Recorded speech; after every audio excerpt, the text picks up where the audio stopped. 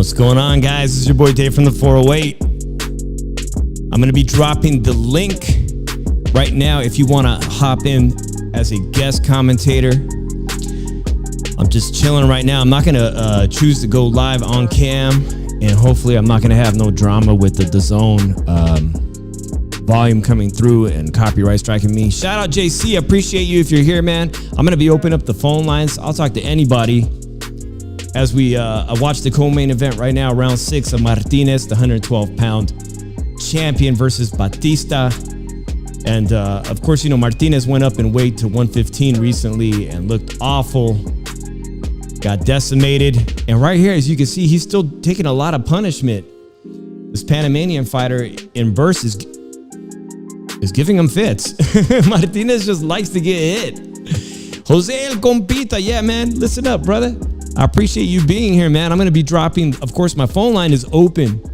I also just put in the guest eCam link. So if you want to come on here as a guest commentator during the main event, you are more than welcome. Anybody, you could put the camera feature off like you would in StreamYard, so you don't have to be mic'd up. I myself choosing not to be on cam because, well, shit, I'm just enjoying the fight, man. I'm already a couple cervezas in, a couple of shots in, and I'm going to have another Don Julio shot. And I got a mean-ass carnitas taco right now.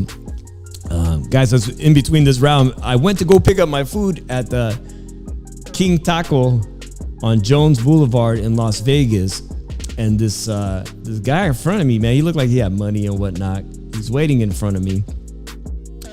And he walks out with a huge bag of Mexican food. I'm like, all right, cool, right? And wouldn't you know it, the Mexican guy behind the counter was like, oh, your name is Davey? I'm like, yeah. Oh, that guy just took your food. I'm like, you fucking serious? You just gave that guy my food. So this guy came up on like $50 worth of Mexican food. So here we are, guys, round 7, Martinez versus Batista. The crowd looks like they're really into it right now. Everybody's flooding in. We just saw Canelo Alvarez with his grandma, and that was beautiful how grandma was giving him the bendición. Oh yeah, Jose, these carnitas from, oh my God, bro. I had no idea Roberto's Taco Shop in Las Vegas is this freaking good. Let me know if the music is too loud, man. I know, hey, Jose, I know I appreciate you being in here because I know Urban AZ is live. Everybody goes live, but you know what? A lot of people have been asking me and Drew to finally go live during a main event. And so I'm going to do it. Whether I get 2, 3, 4, 5 people, 0 people at any time, I'm just going to go right through the show, right through the main event, and talk my way through it, man. That ring is too small, says Jose El Compita, that it favors Canelo. Does anybody know the exact, is this a 20-foot ring, 18-foot ring? What is the deal with this ring? He's saying it's small. I haven't been paying attention to this ring too much. Ooh, oh, and he drops him. Batista gets dropped in the 7th round with a left hook. The crowd is standing up. Looks like he ate 2 left hooks, 2 quick shots, and El Rey Martinez looks like he's going to try to finish him right here in round 7. We'll see. He's got 1 minute and 16 seconds left, but he's fighting back. The Panamanian is fighting back. Best fighter out of Panama, was that Duran? Ring looks like a sparring ring, says Jose El Compita. Hey, shout out to Batista, man. He got up, he's fighting back. He's right back in the fight. As Rey Martinez goes to the body, he's trying to work his body shots and mix it up. So it looks like it was just a flash knockdown. He seems to be operating all right. He's got his legs underneath him. It's very important. As Rey goes back to work to body, left and the right to the body. A little bit of swelling on the right eye of Batista. But credit to Batista. He got back up there in that flash knockdown. He's fighting back. Not throwing very hard punches. Yeah.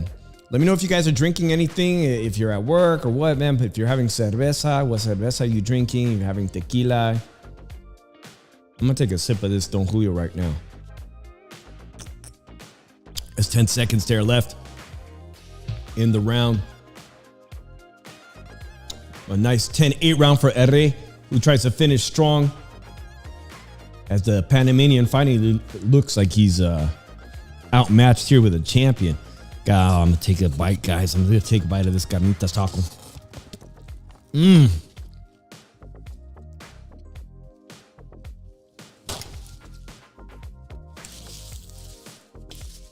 All right, it's round 8.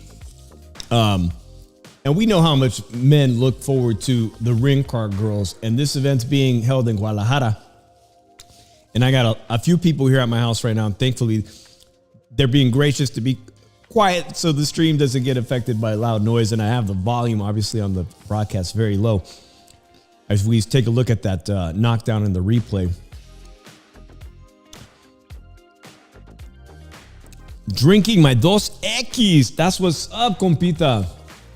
Dos Equis. You know what? I actually got hooked up. My supermarket here had Estrella Jalisco yesterday. You know, on the count of this fight is in Jalisco for $5. I couldn't believe it, man. And I have Friday off, so I went down there and I got me a couple of 12 packs. That's a steal. I got a couple of those and I got 805, which is one of my favorite beers. I really like their Mexican lager, which is the 805 Cerveza. I got one of those. Those were on sale for $8.99 for the 6-pack.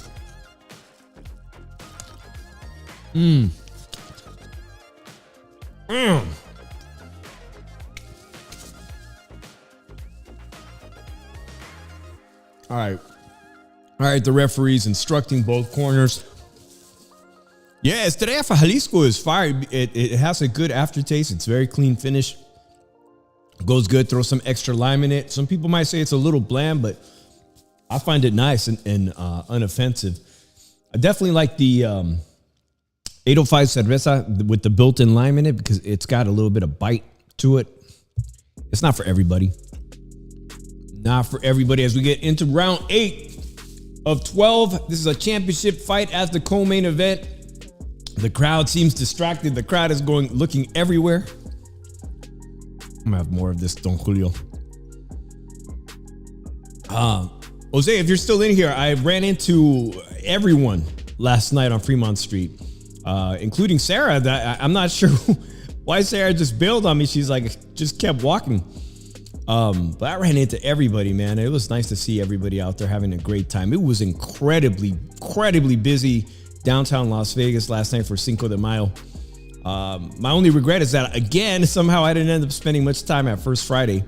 I'm going to be trying to put together a video of that because I got some excellent video footage of all the shenanigans last night. All the YouTube vloggers were down there. The bands were incredible. But let me commentate on what Batista's doing because Batista's starting off strong. He knows he's behind now in the scorecard. Credit to him. He's working his game plan and he's landing on Rey. The cowboy hat makes me look different. I ran into somebody and they're like, or somebody's wife, and she was like, it looks good. It's different, but it looks good. So, you know, it's not a look I'm going to rock. I'm not going to rock the charro look every weekend. But I thought I would switch up the style of course, for Cinco de Mayo or Mexican Independence Day. I'm going to have to put together another outfit.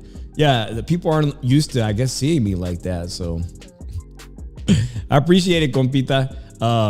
Actually, the shirt I was wearing last night got a ton of compliments, including from American White Cowboy guys. They were. I was coming out the bathroom and guys were like, "Oh man, that shirt is nice. That shirt's nice." But Mexican guys, white guys, it definitely got a few looks. But there's a lot of sombreros downtown. Ginger Del Rio, I appreciate you coming in there. Shout out to you and your man. I know hopefully you and your better half are watching this exciting fight right now as we get ready to watch Canelo Alvarez in the main event in Guadalajara. Shout out to you. Hopefully you guys are enjoying this festivities Cinco de Mayo weekend with a nice chela, a nice cold beer or some tequila or some hard liquor. Appreciate Ginger Del Rio coming in here. Ginger, if I remember correctly, you were on that live stream with our homeboy Islos at Chayos, which is just a blast. Chayos is crazy. Chayos is crazy town. So if you guys are both in here, when are you guys coming back to Las Vegas to Chayos? That place is lit. It is fire. Some of the best Latin dance music in all of Las Vegas.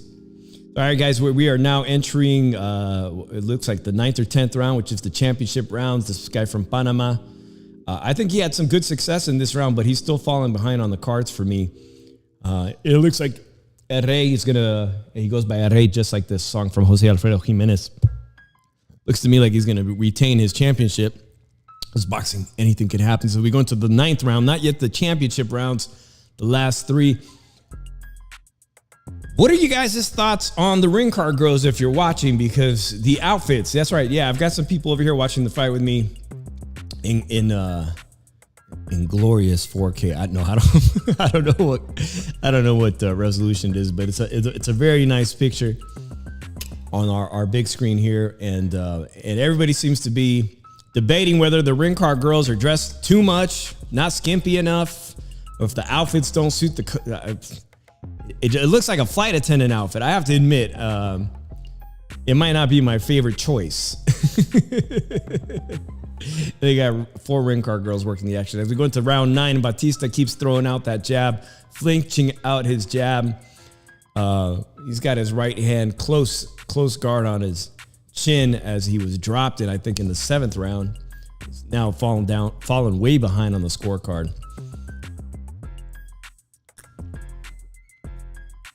Yeah, just a quick reminder, guys, if you guys come into the live stream, I am going to be opening up the phone line is open. So if you want to call in and chat with your boy Dave from the 408 from the Shoe Shine Boxing Podcast, please feel free to do so. I'd love to take a phone call from you guys. Or if you want to be my special guest commentator, I'm going to drop that link one more time in the chat, and you can hop in here.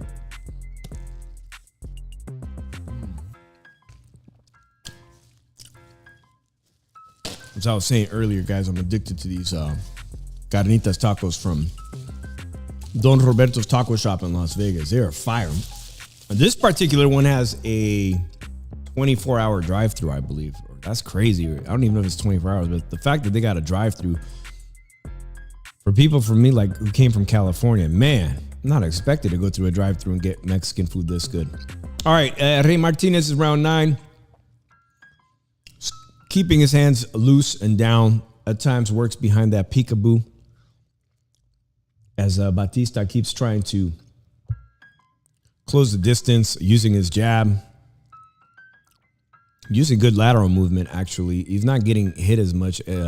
Looks like after he tasted El Rey's power walking into that left hook, he's definitely playing it more cautious, but cautious is probably only going to get him to the end of the fight and come up on the losing end of a decision in his first world title fight opportunity at the weight class at 112 pounds.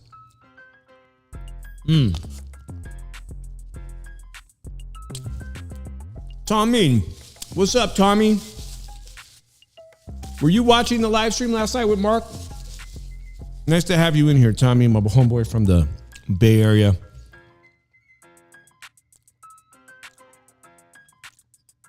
It was freaking bananas in downtown Las Vegas last night for Cinco de Mayo. As I'm doing live commentary, guys, I know I don't have, obviously there's some serious copyright issues. You cannot discuss You cannot even play the audio of this big super fight in Guadalajara, Mexico, that's about to embark as a Ryder, and they're showing Ryder getting loosened up in the green room of this beautiful stadium in Guadalajara, Jalisco. Even just playing the audio will get me a serious copyright strike that other channels, I've been told by other channels, will get you a minimum of a 2-day live streaming suspension and a copyright strike. They don't mess around. The broadcaster putting on this fight, DAZN, do not mess around. So you got me. If you're not watching the fight, I'll keep you posted on what's going on. Nice to have you, Tommy. And of course, a lot of Bay Area folks are glued to their TVs watching that Golden State Warriors versus Lakers bitter rivalry. Tommy, do you watch, if you're still here, do you watch our boy Roy on YouTube? Roy has been doing fantastic live stream watch parties from the Golden State Warriors stadium. At one point the other day, I think he had peaked at 4,000 live viewers during that watch party. That's how you do it. You go down there and hang out with the fans and live stream in downtown San Francisco at the Warriors Stadium. So shout out to everybody enjoying basketball right now as we go into the 10th round, the championship rounds.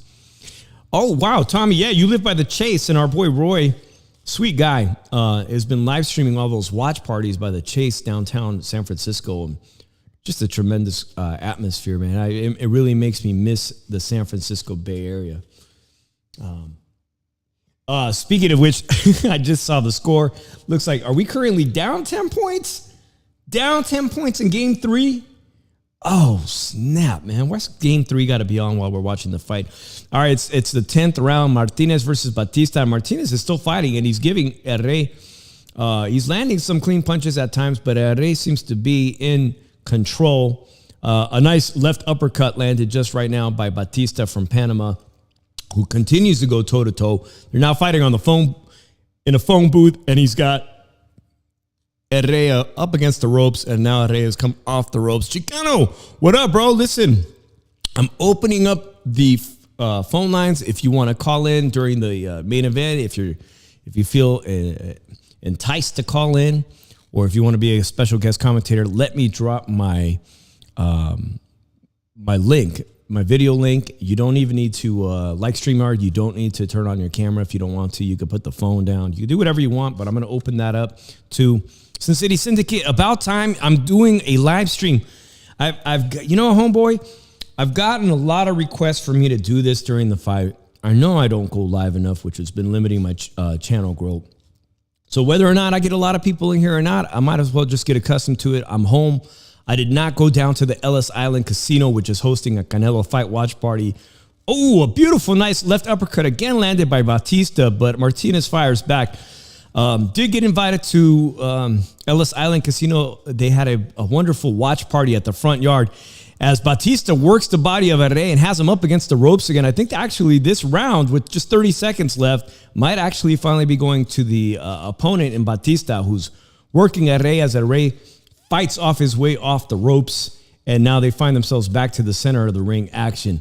Yeah, as I was saying, Ellis Island Casino, a place with fantastic food. They got the front yard that overlooks it's underneath glass, and it looks at the strip. Was having a party for $40 a person. That included a food and beverage, and you know what? It's great to just be at home too watching it. As this fight is getting down to the last 2 rounds, we're going to go into round 11. I have Herrera comfortably up ahead, but this was a very good round for the Panamanian opponent, who in the 8th or 9th round succumbed to a knockdown. So yeah, about time I do a live stream. I agree. So I'm going to leave the phone line up, and after I finish this talk, I'm going to put this link up if you guys want to be a special guest commentator. And let me know what you guys, as we're in the middle here of in between rounds, what you guys think of the ring car girl outfits, man. Is the blue doing it for you? Does it remind you too much of a flight attendant?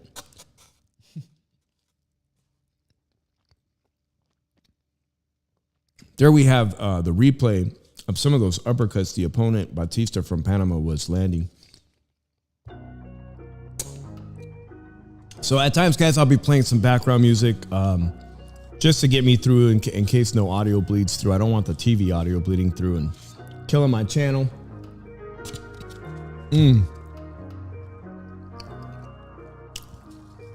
Tommy, yeah, Chris is a fan. I'm wondering if he's working down there tonight, guys. Sorry, I'm chewing and eating and talking at the same time, but Chris is a great guy, and so is Miranda. And if I wasn't watching it from home on any other night, it came down to last night.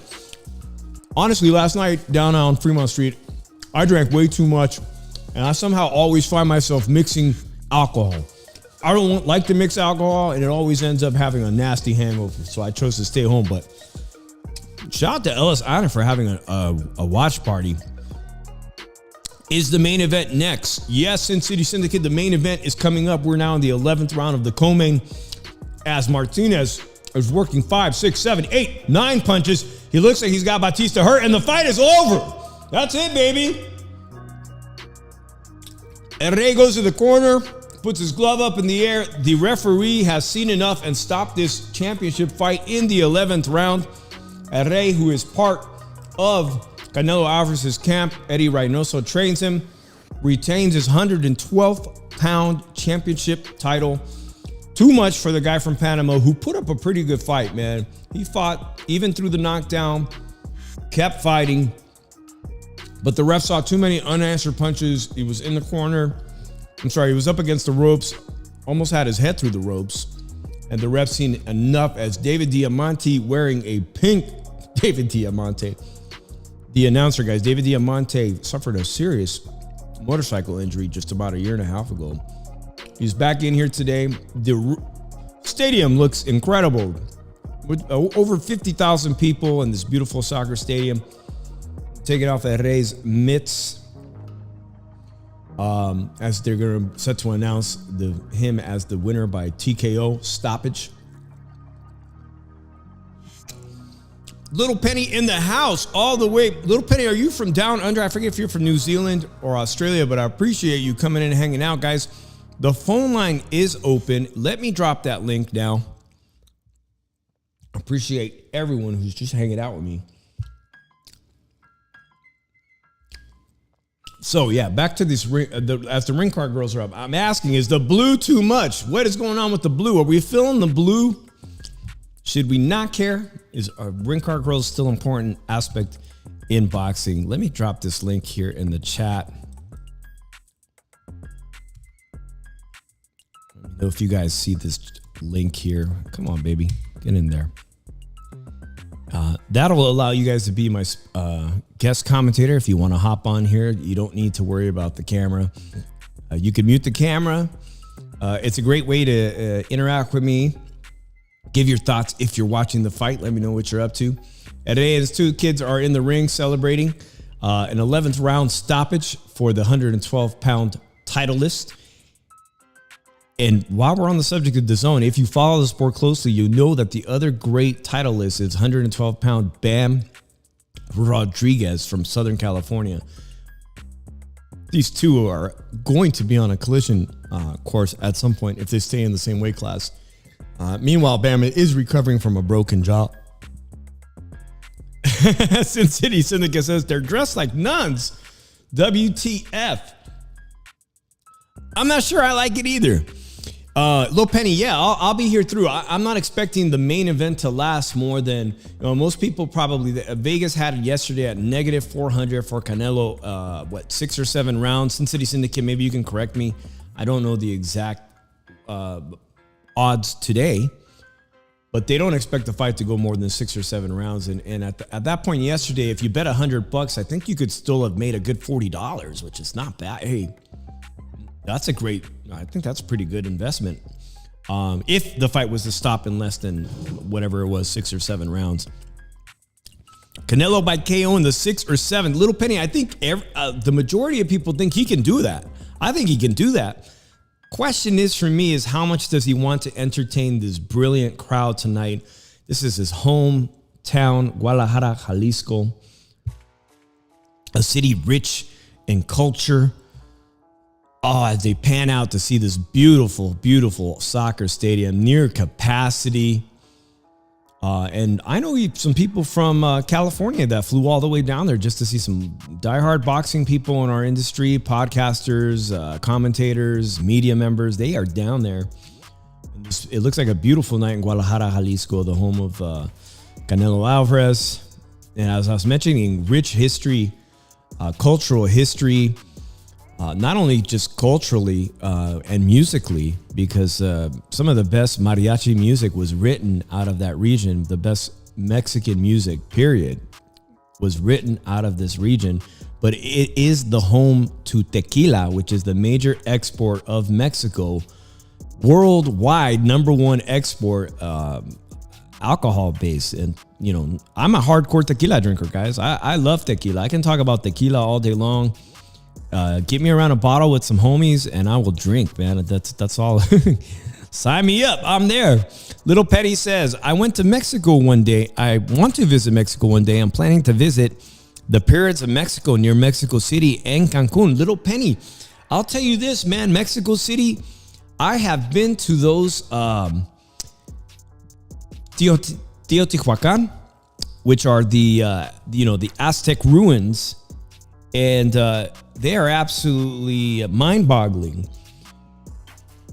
I don't know how a pre-Columbian civilization that had no influence by Europe or whatnot was able to erect such incredible masterpieces of engineering. I don't know. And you have to take it in. I'm sure just if I went to Egypt, I would marvel the same way about the engineering. And people still do wonder to this day how they were erected. There's no definitive science behind what their techniques were. I mean, it's all speculative. For all I know, man, to be honest, man, we had the help of aliens. And, you know. All right, guys, they're replaying the stoppage. It went unanswered. He had, a series of punches. His neck was practically through the ring as the opponent, Batista from Panama, shakes and hugs the 112-pound champion, who retains a Rey Martinez, who you guys may know. He always comes into that, Vicente Fernandez song, Rey. Right now, we got that momentary pause. If you guys want to call in, Tommy says the Warriors are getting crushed now, just like game one, I suppose. Yeah, game one wasn't very good to us either. And that's unfortunate. And it sucks that it has to be on this Saturday night where most of us will be focused on this Canelo fight. But maybe I will tune into that soon after this main event is in and the tables will turn. But it's not an easy road. Two great teams, the Lakers and the Warriors, who now seem to be having quite a rivalry. Sin City Syndicate says, stop watching basketball. Have you heard of the zigzag theory? Read the book, Gaming the Game. Oh, that sounds like an interesting game. Little Penny says, I also want to visit Huatanejo because of the Shawshank Redemption. I love their beaches. There are some beautiful, beautiful beaches in Mexico, man. I salute you, Little Penny. I haven't been to Mexico in almost 20 years. And some of the areas that, for instance, my biological dad lives in, originally the state where my biological dad is from, I really can't go there for safety reasons. I'm at high risk of being kidnapped. So unfortunately, as much as I'd like to go visit that region, I can't. So it's best for me if I travel to stay in some of those resort areas like you just mentioned. But do not be afraid, because Mexico City is very safe. And particularly those ruins are 100% worth it. All right, they're panning back to that stadium that is full. DAZN is talking about some of their upcoming fights, including KSI YouTuber. The YouTuber KSI, when he first fought that Paul brother, they did 1 million pay-per-view buys, guys. And now the other day we were debating whether or not Gervonta Tank Davis and Ryan Garcia could breach 1 million pay-per-views. And Little Penny, I know you agreed with me. And they most certainly appear to have broken that, as Gervonta Tank Davis yesterday on Cinco de Mayo got a bit of good news, guys. He really got some good news because he got a light prison sentence. Shout out to A1A Gordo, who just joined us, guys. this is the way it works. If you want to hang with us, I appreciate you being in here, man. You might want to check out our boxing podcast regularly, the Shushan Boxing Podcast on Monday nights. If anybody live streams this beautiful fight tonight, they will get yanked off of YouTube and most likely get a suspension for a few days at the very least of live streaming. JC says, Charlie, Little Penny, thank God he got off lightly. But let's talk about that. Sin City Syndicate says house arrest. Arguing over. We argued this shit on the round table. We argued it over podcasts. We argued it on YouTube, on social media timelines like Twitter, boxing Twitter, that Gervonta Tank Davis could potentially be facing a year in the prison, very serious felony charges for a hit and run, fleeing the scene of a crime. And basically, one of the best sources of news is nyfights.com. My friend Gail Falkenthal from San Diego, West Coast Bureau Chief for that wonderful boxing and MMA news site. A slap in the wrist, guys. A freaking slap in the wrist for Gervonta Tank Davis, who gets house arrest. Which let me know how you guys feel about that, man. Basically, he's going to be allowed to continue to train. Even though he's on house arrest with the damn ankle monitor, he could leave the house to train. Which is ironic because it sounds like his opponent, Ryan Garcia, don't even want to leave the house to train. To me, Ryan Garcia in this camp after he just let go of his trainer, Joe Goosen, to me, it sounds like he's Julio Cesar Chavez from 2012, who'd rather stay at home in his mansion, train in the fucking garage, work out when he wants to garage, call the shots when he wants to call the shots. Very reminiscent to me of JCC Chavez in 2012 when he had Freddie Roach, and Freddie Roach was pissed off every day because he couldn't get this guy on a serious schedule to come in on a set time, and he's hanging out in his fucking underwear talking to his dad, the legend, like, yeah, I'll get around the training. I could train right here. I got a heavy bag over here in my mansion overlooking the Beverly Hills. Sounds just like Ryan Garcia. Someone got paid off in Baltimore, says JC. Someone seriously very light sentence. The deal was they had asked for basically no jail time, and they negotiated down to house arrest.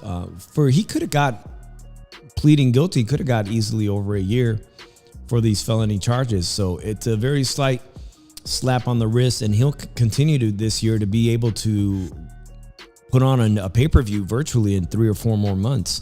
Against who, that will wait to be determined. At this point, Gervonta Tank Davis could pick the cream of the crop. He can pick whoever he wants. It's almost a payday.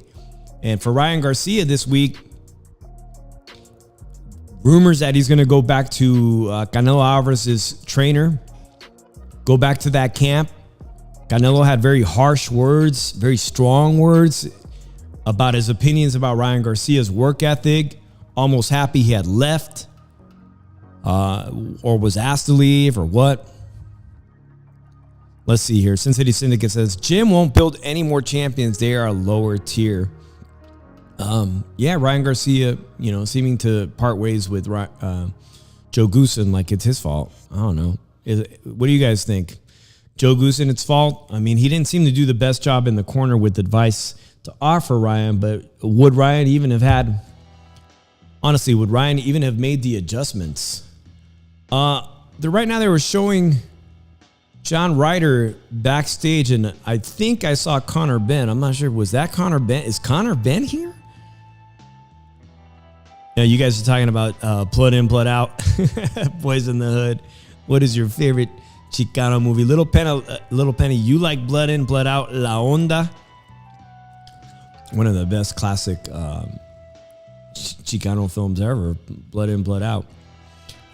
Incidentally, guys, JC is Minklo Mexican too in real life, he asked. Little Penny, no, Miklo was not Mexican American. One of the actors I met, not only Jesse, what is his last name? Jesse Borregas, I believe, was originally in the original TV show Fame, Puerto Rican actor. I met him in San Francisco one year at the Carnival. Every year, San Francisco would put on a Carnival parade, a Latin-themed Carnival to rival Brazil's Carnival, kind of remind us of Mardi Gras, a big tradition in San Francisco's Mission District. And Jesse Borregas was the honorary guest or whatnot, and I got to talk to him one year. And of course, he played the heroin addict in that movie. Jesse was dropped on that fire hydrant. A cool guy, Jesse Borregas. Yes, JC, really a great actor too. Jesse Borregas, Puerto Rican actor who's been around a very, very long time, since like the 80s. But you know who's also a cool vato is from San Francisco is Benjamin Bratt. You know, I'll tell you right now, my wife's over here. As soon as I start talking Benjamin Bratt, her ears probably go up. She's over here shaking her head, Benjamin Bratt. Don't ask. I don't got to ask her if she wants to watch Blood In, Blood Out. Benjamin Bratt's originally from the Mission District, just like I am. A fantastic actor who is a complete success story coming out of San Francisco's Mission District. So we're anxiously awaiting Canelo Alvarez. And I'd like to know, does anybody know where my co-host Drew Evo is? I text him. Nobody knows where he is. Guys, I've got the phone line still open if you want to call in during this intermission. Wasn't he bagging Julia Roberts? The wife is shaking her head, yes. Benjamin Bratt banged Julia Roberts. She's going to check her phone. And then I believe he went on to marry... Who did he marry? No, he married someone. He married a Latina actress later on, right? Who had been in some films, but he did bang. And I'll be real with you guys. Benjamin Bratt is not Chicano. He is Peruano, Peruvian, and German. And Jesse Borregas was Puerto Rican, and Miklo was, I don't know Miklo. I don't know what Miklo is, but it don't matter. It's Hollywood, right? Sin City Cynic says, Drew is eating pizza and drinking a Diet Coke. He might be. He really might be, man. JC, she'd be too critical, said Little Penny. Who'd be too critical? Drew? He said she. Who's too critical of who? Yeah, man. Some of the great movies. American Me. That's another great movie. Mi Familia was a great movie. Yeah, with J-Lo in that one. But Diet Coke, says Little Penny. I'm actually finishing this shot of Don Julio Añejo. I've been sipping on this one, and I just had a carnitas taco. JC says, I like Raymond Cruz. Who's Raymond Cruz? Let me research who Raymond Cruz is really quickly. Which actor was Raymond Cruz? It's been some great ones, man. Raymond Cruz. La Bamba. No, man, La Bamba. Guys, I left the Bay Area, and there's a really nice agricultural town that, if you guys aren't following Andy Vences El Tiburón, who used to fight on Top Rank, he trains out of this small agricultural town in Hollister, California. They've got some really nice fight gyms. He was training out of there. Hollister has a lot of artwork that was done, murals that were done for La Bamba, because the movie La Bamba, the people who wrote La Bamba is a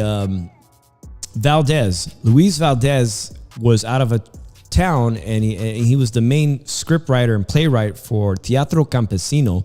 That was a theater company that basically was created to help the farm workers. And, when I said agricultural, Hollister is still huge in agriculture. And the playwright who also wrote that movie, Zoot Suit was the first Chicano play in New York to go on Broadway.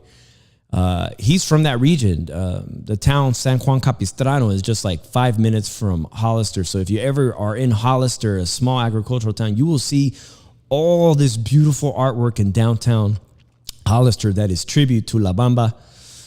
Richie! He wasn't Mexican either, man. And neither was, obviously, Lou Diamond Phillips.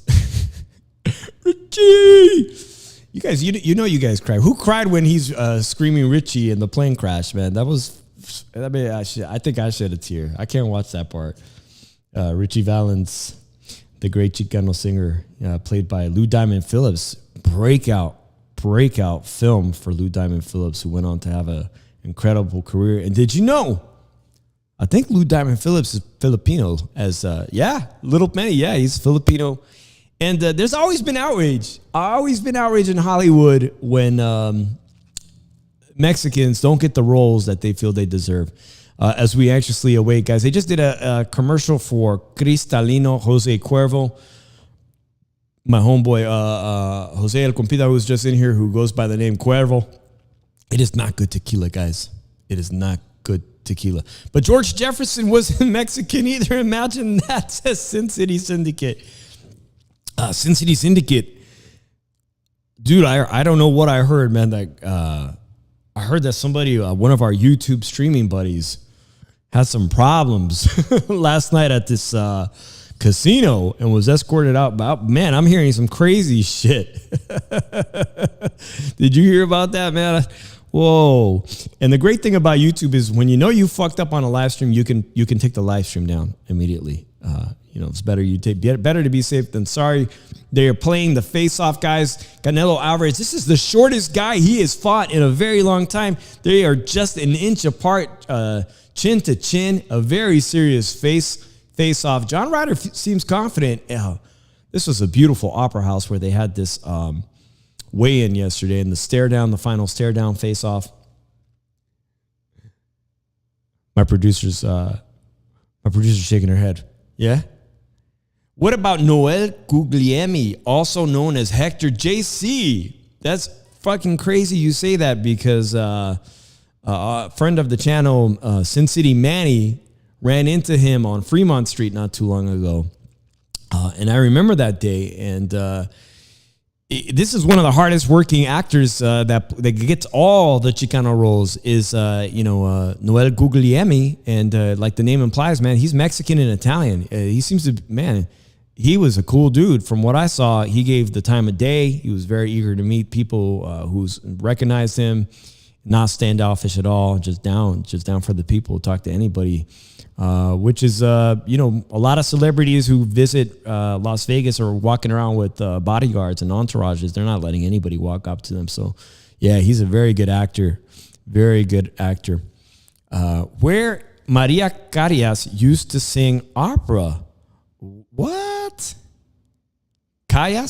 Maria Callas used to sing opera. Is she Milan? Are you a fan of opera? Little Penny? Opera. I'm down with opera, man. It's cool. All these mariachi singers, all the greatest mariachi singers like Vicente Fernandez, Pedro Infante, Jorge Negrete were all classically trained opera singers. So if you want to sing mariachi, there's no other way to do it but to learn how to sing the classical Italian style, which is known as bel canto, beautiful singing. And, the musicianship that some of these mariachi guys is world class. They tour the world singing. And I don't know if my mom is going to come into this, guys, but my mom is a big fan of these 3 Italian kids called Il Volo. And these 3 Italian kids that travel the world just recently, I guess, released a Mexican album. And she just can't get enough. I mean, my mom freaking texting me videos of YouTube of them singing in Spanish all the time. She just can't get enough of the Il Volo Italian opera group. They are very talented, amazing singers. All right, guys, it looks like we are getting close to the main event. Little Penny says, opera is especially famous in Austria where Mozart was born. Wow. Sin City Syndicate says, Linda Ronstadt is Mexican. I know. She did Canciones de mi Padre. When she finally did Ode to her Mexican roots, I believe, what was this other singer? Carter. There was another woman that also had the name Carter who was a fantastic pop singer and did a crossover album to pay homage to her Mexican roots as well. But Linda Ronstadt, Canciones de mi Padre, was groundbreaking, just a wonderful singer. And I think she's struggling right now to sing. Yeah, this crowd is getting crazy right now, guys. The phone line is open. Let me drop this link one more time in case you are so inclined to want to hop on here. Raider fun fact, Jim Plunkett is Mexican and his parents were blind. Damn, I thought I heard about that, Jim Plunkett. being Mexican. Sometimes, the old days, man, a lot of people used to change their name. Not saying Linda Ronstadt had changed her name, but a lot of people trying to break into Hollywood or singing careers had to change their names to do so, to break into mainstream media. And I'm sure Linda Ronstadt, I don't know the origin of her last name, Ronstadt. Maybe she's only half Mexican or full Mexican, but the name, like Richie Valens, man, you guys were talking about La Bamba.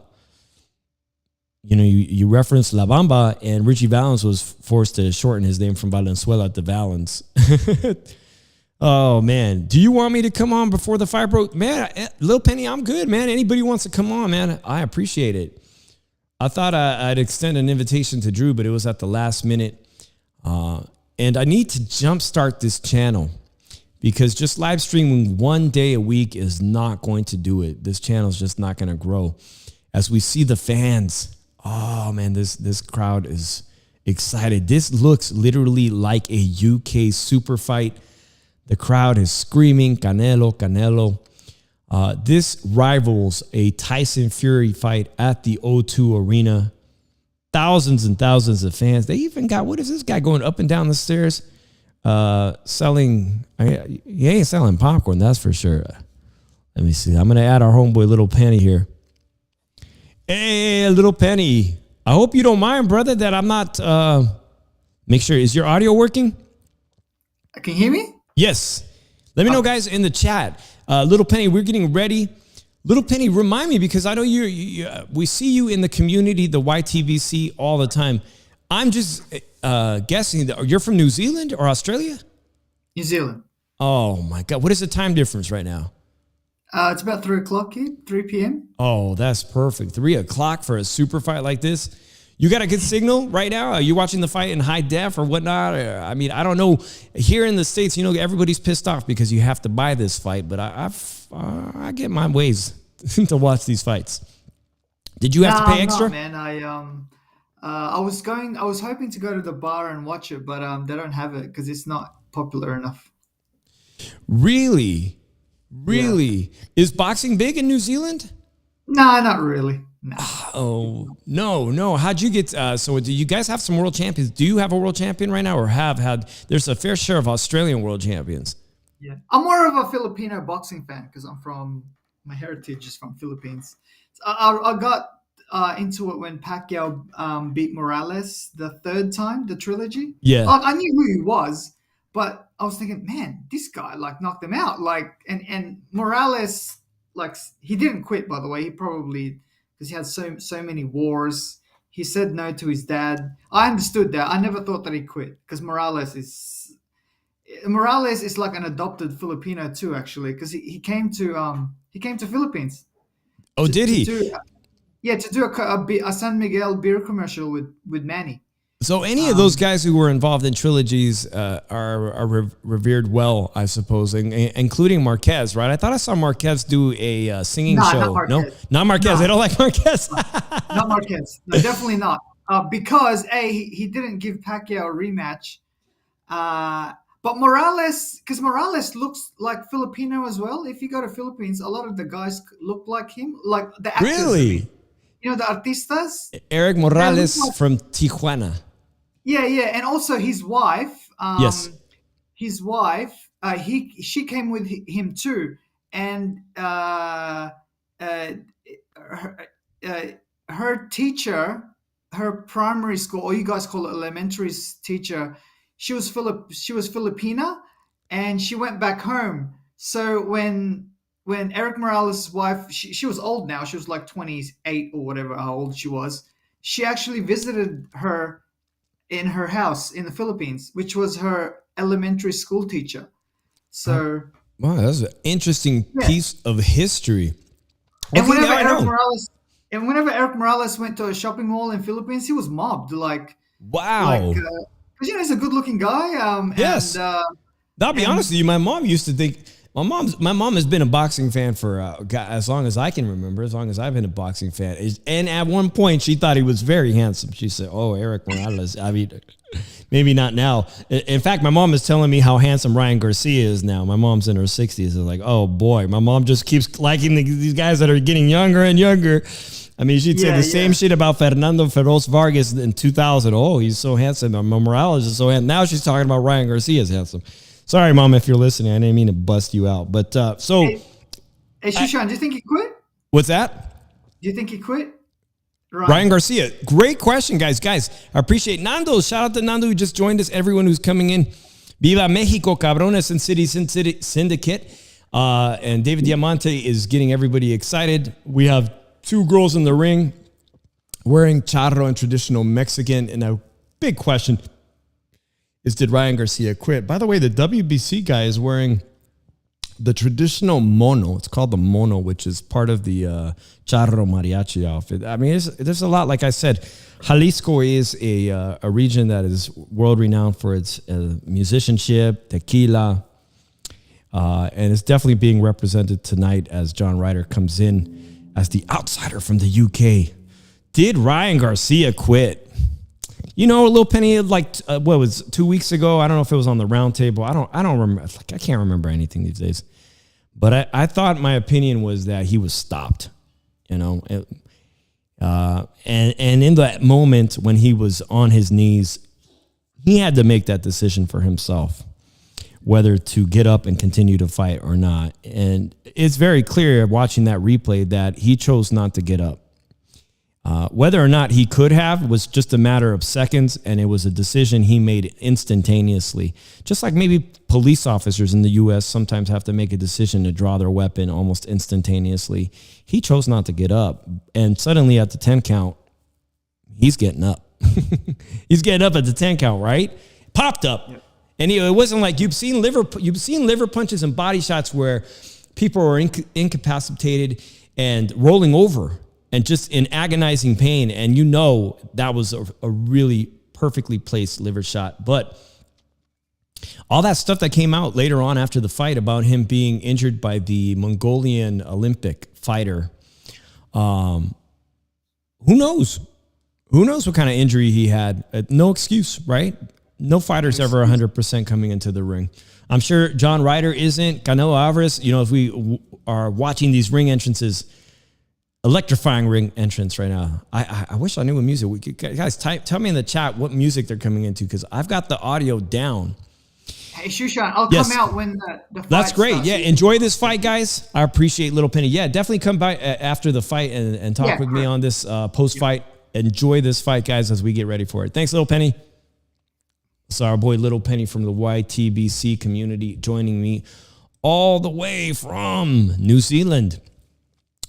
Sin City Syndicate says Canelo retires if he loses. A loss to John Ryder, who has 5 losses, would be such a tremendous setback in front of this audience. It's almost unfathomable. I mean, I can't perceive that happening, but you know, that's what's great about boxing, guys. We watch boxing religiously because the greatest stories are when there are upsets that aren't supposed to happen. On any given night, the best person in the world, whether it's Mike Tyson, you know, losing like he did in his upset, or any other fighter being upset. That's why we watch boxing, because of the storylines. I don't see Ryder doing it, though.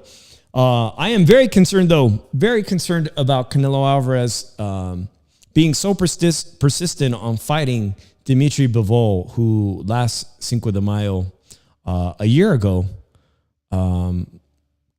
embarrassingly, you know, Canelo Alvarez faced defeat in a once almost lopsided decision where we saw Canelo Alvarez, the face of boxing, be outskilled on almost every single level. And yet, as Canelo Alvarez is about set to walk into the ring, I think I'm going to have you turn up the volume just a bit, honey, because I got to hear what his ring entrance is.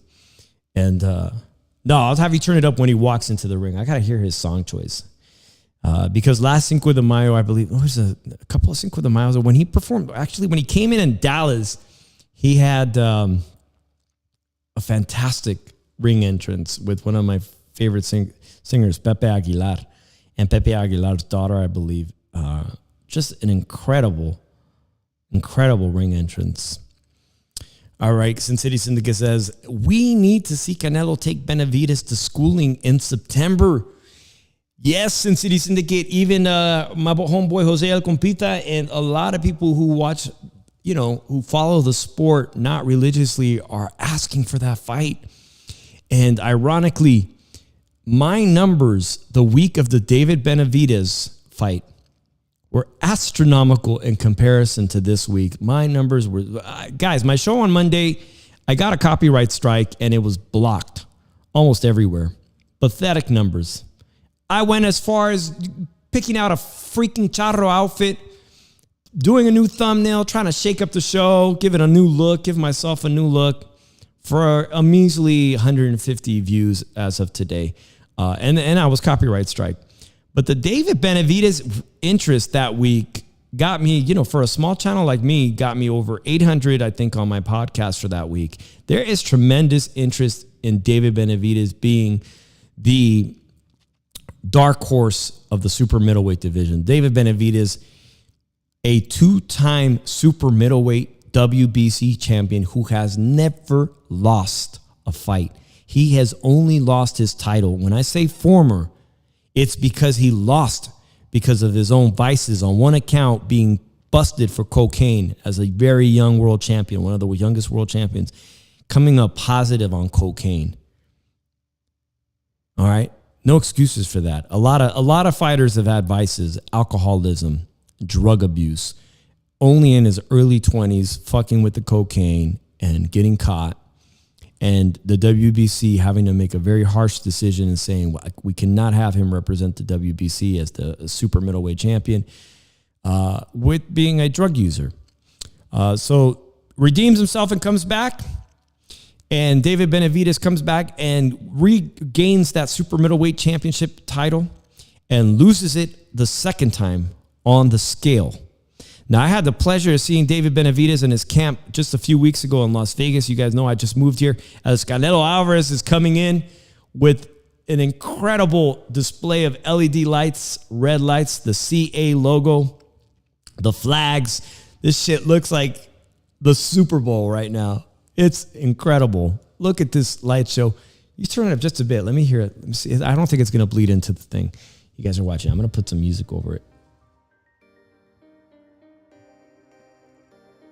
Let me know what you guys think about this ring entrance. It's got some real Super Bowl vibes. This is absolutely a spectacle. Canelo Alvarez is still the face of boxing, who comes back to his home of Jalisco, Guadalajara, Jalisco, where he is from, a fighting family. The Alvarez brothers, a true fighting family. No expense spared on the theatrical production.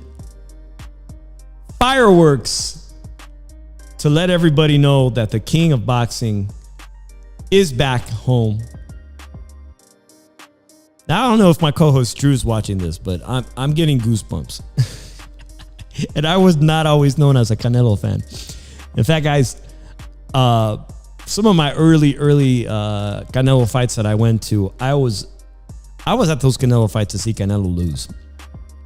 Canelo Mayweather in Las Vegas. Saw him lose.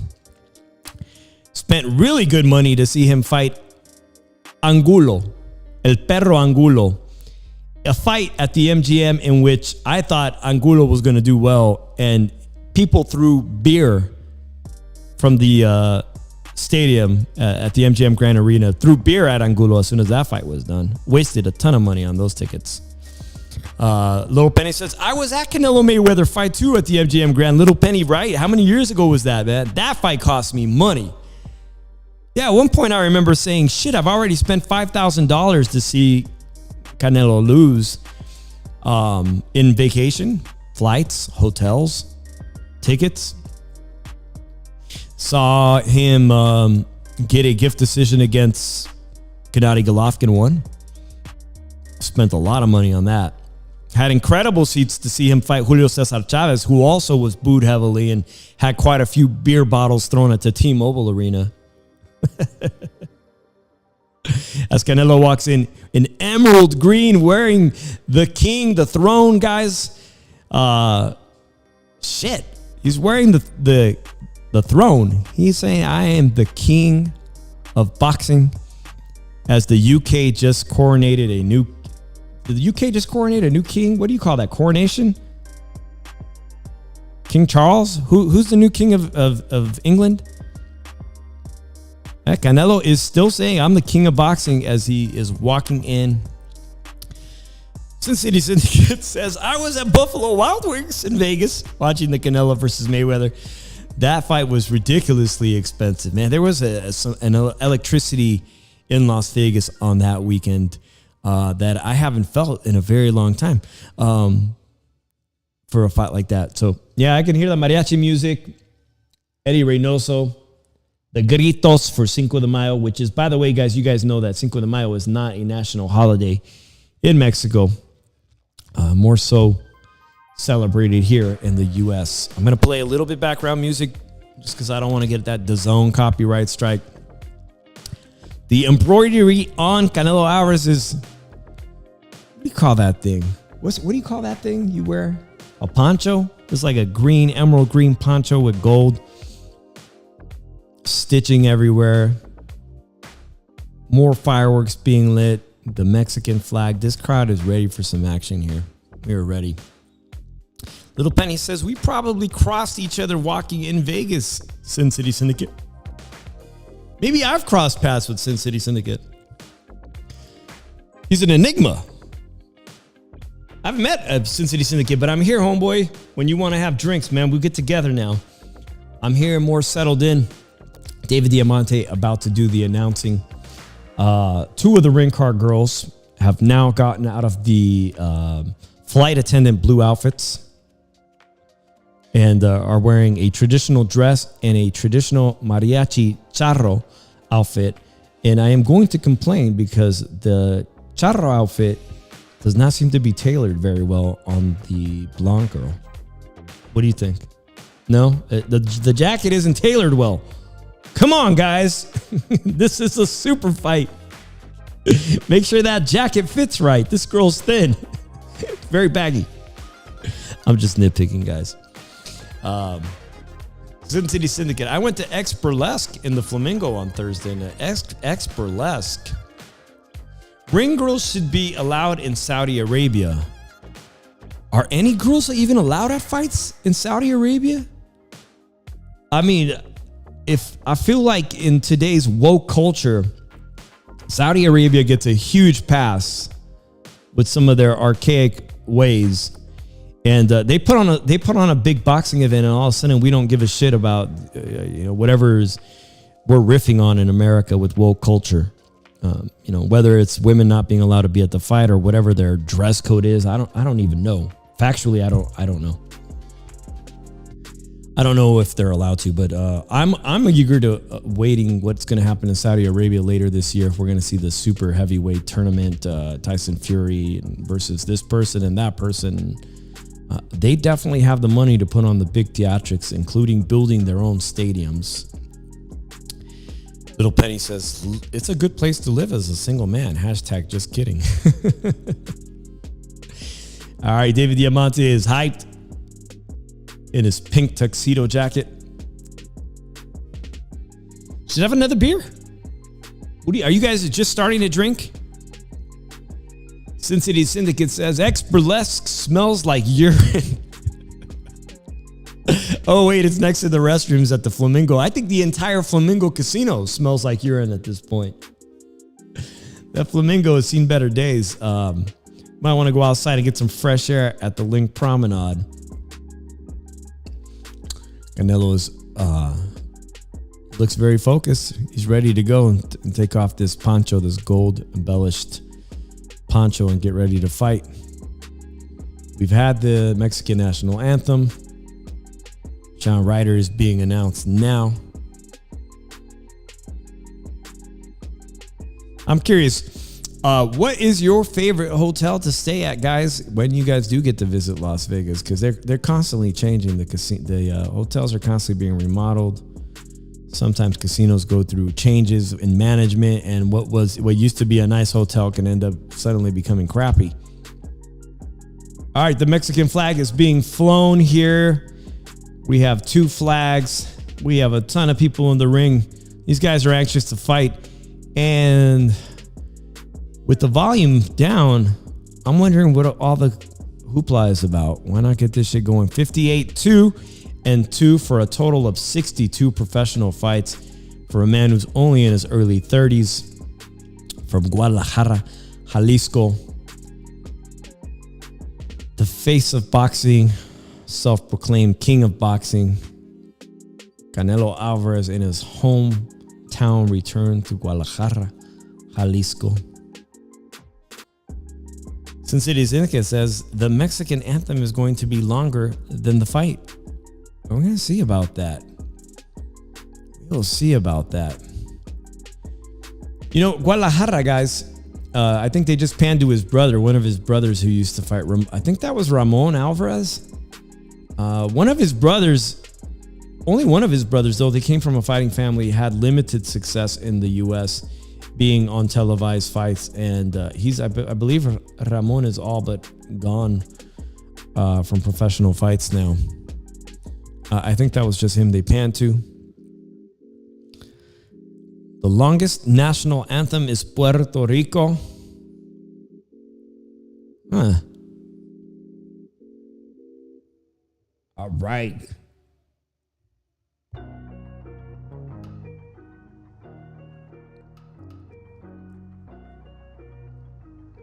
Man, David Diamante, for supposedly being in a motorcycle accident, a pretty bad one. He's doing well, huh? He bounced right back from that.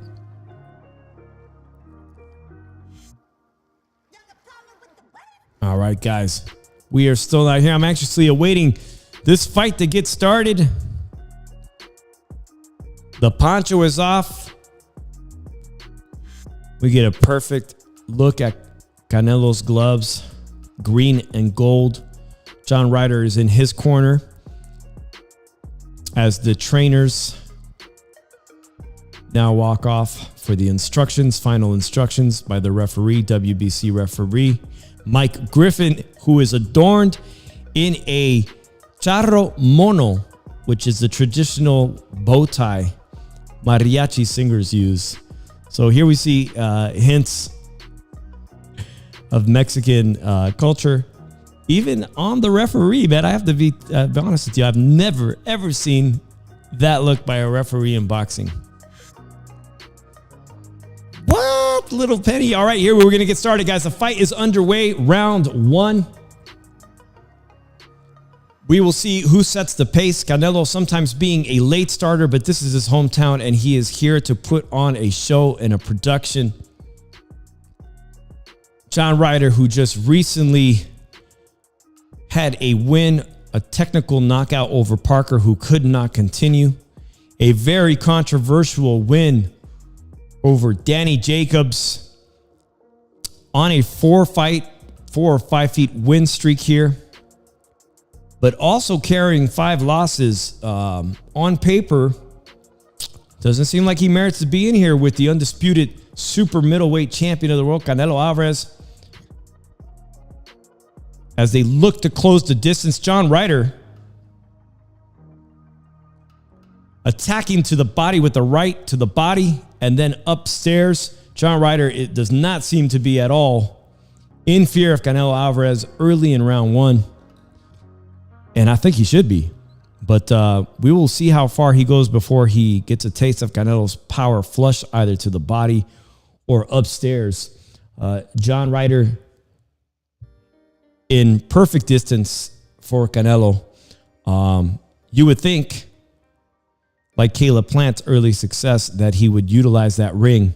I know my boy Jose El Compita earlier mentioned this ring seems to be very small to benefit Canelo, who does not like to chase or spend a lot of energy cutting off the ring, as John Ryder gets Canelo against the ropes. Canelo we haven't seen this in a long time.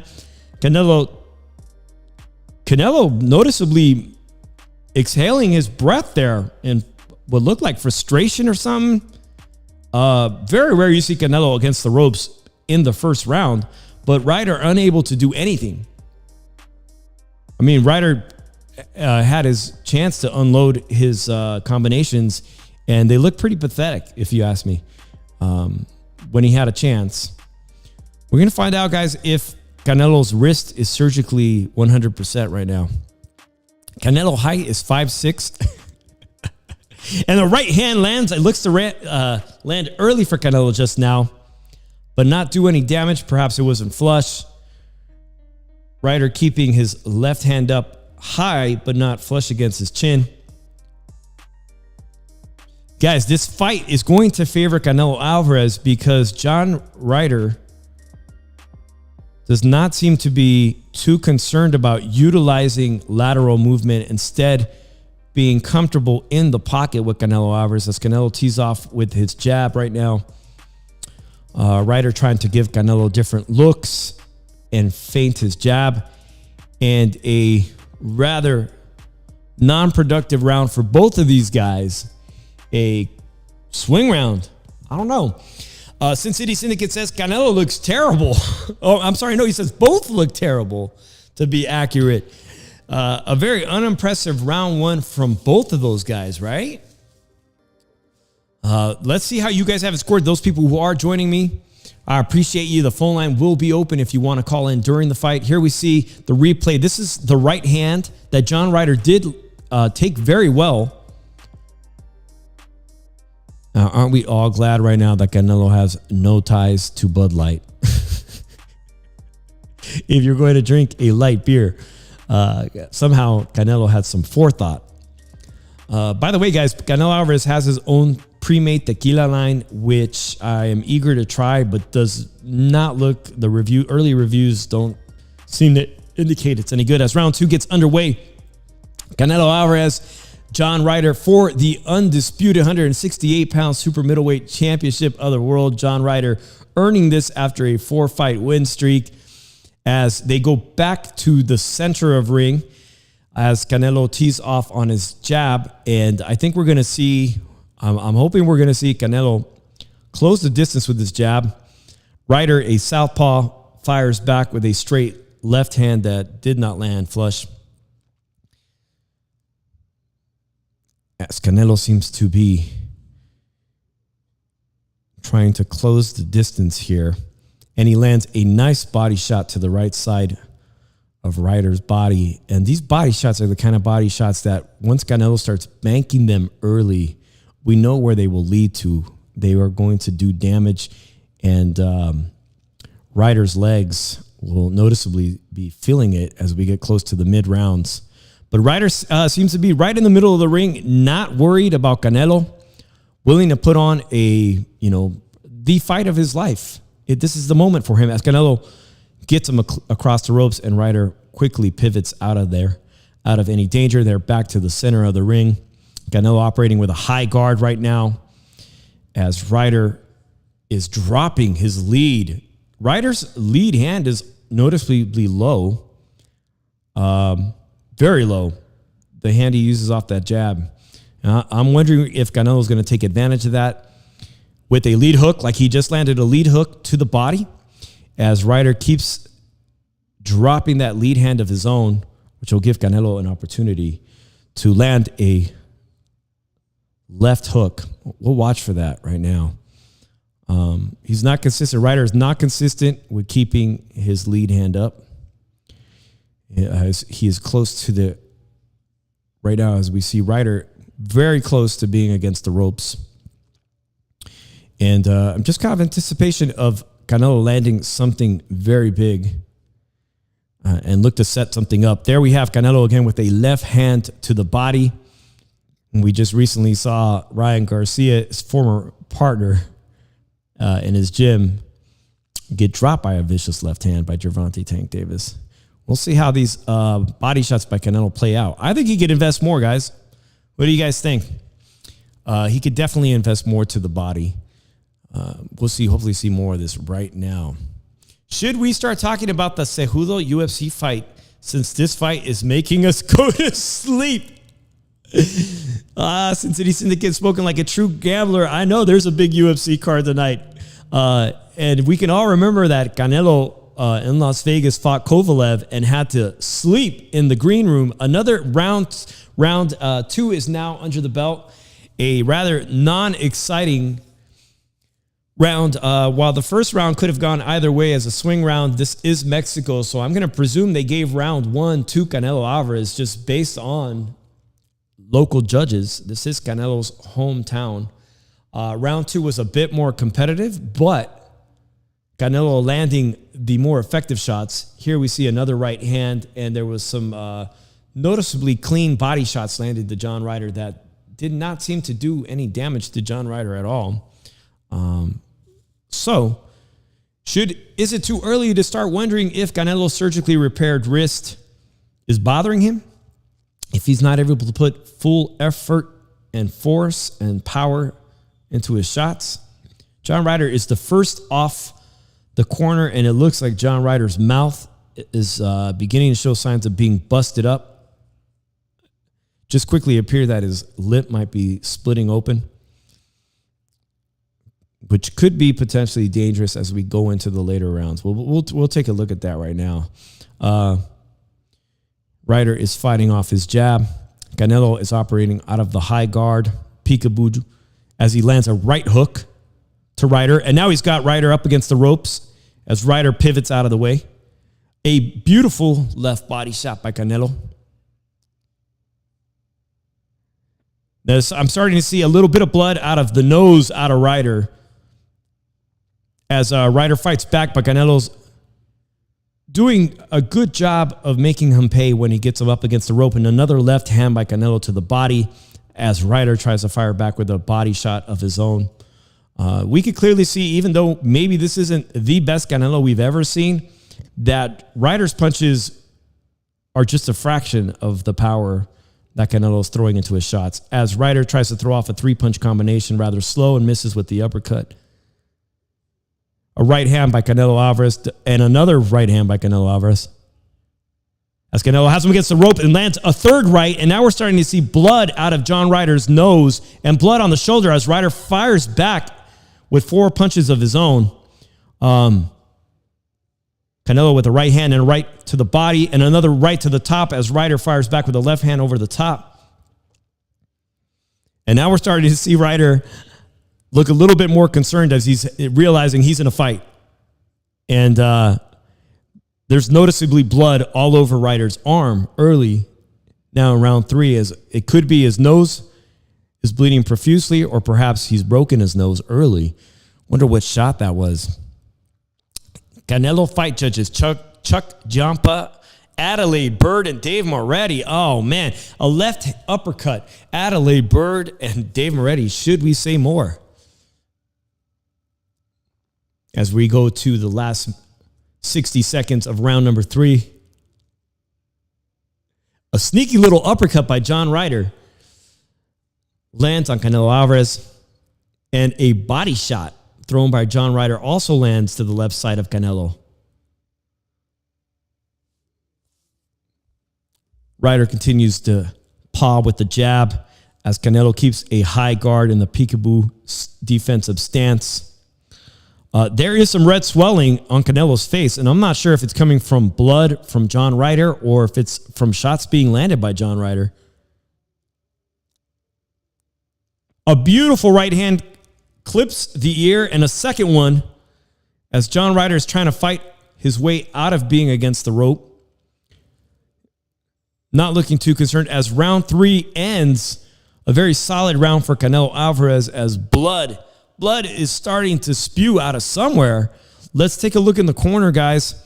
Eddie Reynoso's cleaning up Canelo's nose, which looks fine.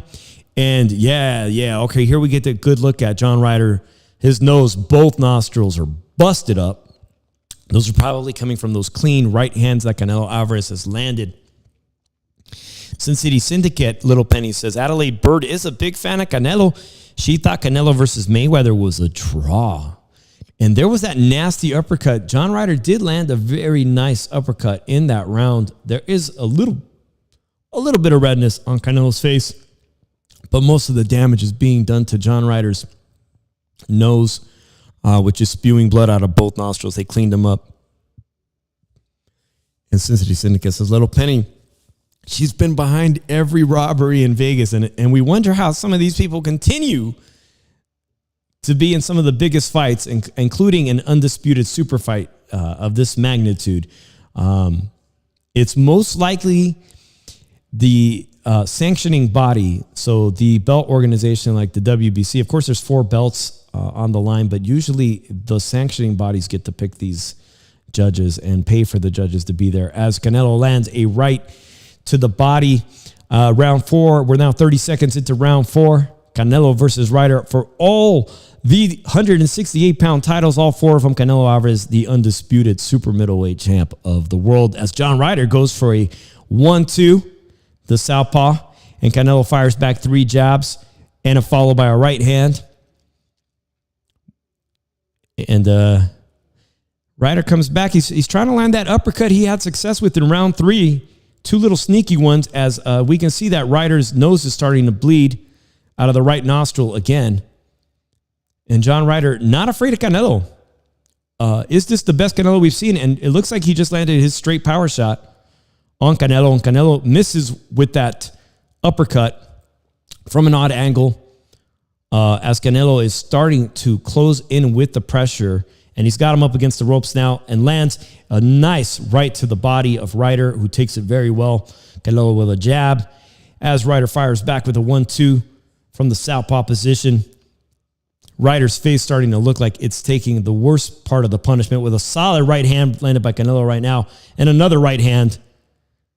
As Ryder knows he's in a fight now, guys. Ryder's nose is busted up. It will not stop bleeding. We've got 1 minute and 12 seconds left into round 4, and that nose is bleeding pretty bad. Blood even on the back of the neck of what appears to be John Ryder, as John Ryder tries to land 2 body shots of his own and fires off a 1-2 combination. Canelo with the right hand in return. Here and there you see spurts where John Ryder is landing punches on Canelo, which is concerning for me as the face of boxing. Canelo with a beautiful left hand to the body again. Again, guys, these punches to the body of John Ryder, I see, like they did in Caleb Plant, being a big factor as we hit the middle rounds, and why most people think this fight should not go 6 or 7 rounds. Canelo says watch with the headbutt, as Ryder stays toe-to-toe with him. Right now the pressure is mounting as Canelo has him against the ropes with the jab and a right hand. Ryder fires back with the 1-2 as they engage in a clinch, and the referee has just split them up. As Canelo goes back to work, Ryder fires off with the 1-2 of his own, followed by a jab, as Canelo looks to make him pay against the ropes.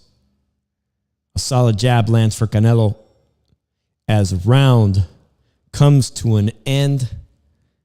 How do you guys have this fight so far, guys? We are now in the 3rd or 4th round of this fight. Are we impressed with Canelo tonight? This is a big hometown audience. It does not seem quite to be the ass whooping. Sometimes in fights we see Canelo take the early rounds easy on his opponents, but he did land some very hard body shots and right hands. But John Ryder seems to be competitive, but potentially losing every single round. Little Penny says, Ben wants to fight Pacquiao next in Saudi Arabia. Did I see Conor Ben? Is it Conor Ben? Did we see him here? Is he here with John Ryder's camp? Conor Ben busted on that enclomiphene. Still saying he's not a cheater. As we get underway, the referee tells them to hold on here, and the action resumes. Round number 5, guys. I've got Canelo potentially up on every round, but Ryder trying to be competitive as Canelo lands a right hand again early. Ryder's punches don't seem to be inflicting any damage on Canelo, although I can see at moments Canelo mouth breathing as he operates out of the high guard, the peekaboo stance, looking to fire back his power right hand, and another nice left to the body of John Ryder lands, followed by a right uppercut to the torso of John Ryder. Canelo now seemingly using his jab more to throw that power right hand shot. As we are in round number 5 of the super middleweight undisputed championship of the world. A left hook misses by Canelo. Is it me, guys, or is Canelo seeming to be at times not the best with his accuracy tonight, which is giving opportunity to John Ryder? All right. They did a good job of cleaning up Ryder's nose here in between round 4 and 5.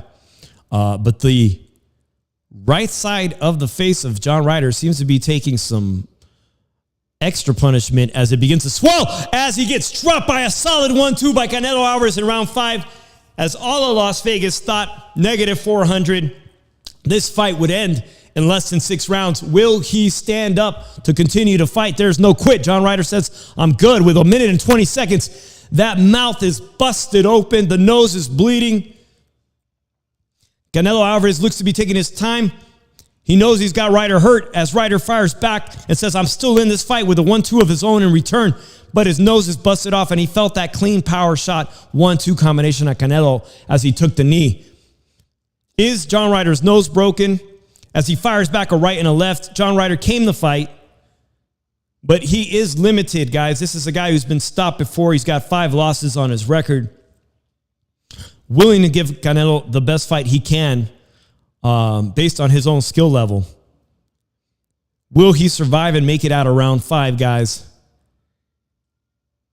And we got to see that punch as Canelo lands another right hand. And John Ryder now lands a sneaky little left uppercut of his own, but his face is getting battered. Blood is spewing. As Canelo continues to hunt him down and put the pressure on, put the mental pressure, the physical pressure. John Ryder clinching now, trying to buy some time as Canelo pushes him off. And now John Ryder's feet are beginning to show wear from the body shots, from the clean 1-2 power shot he took.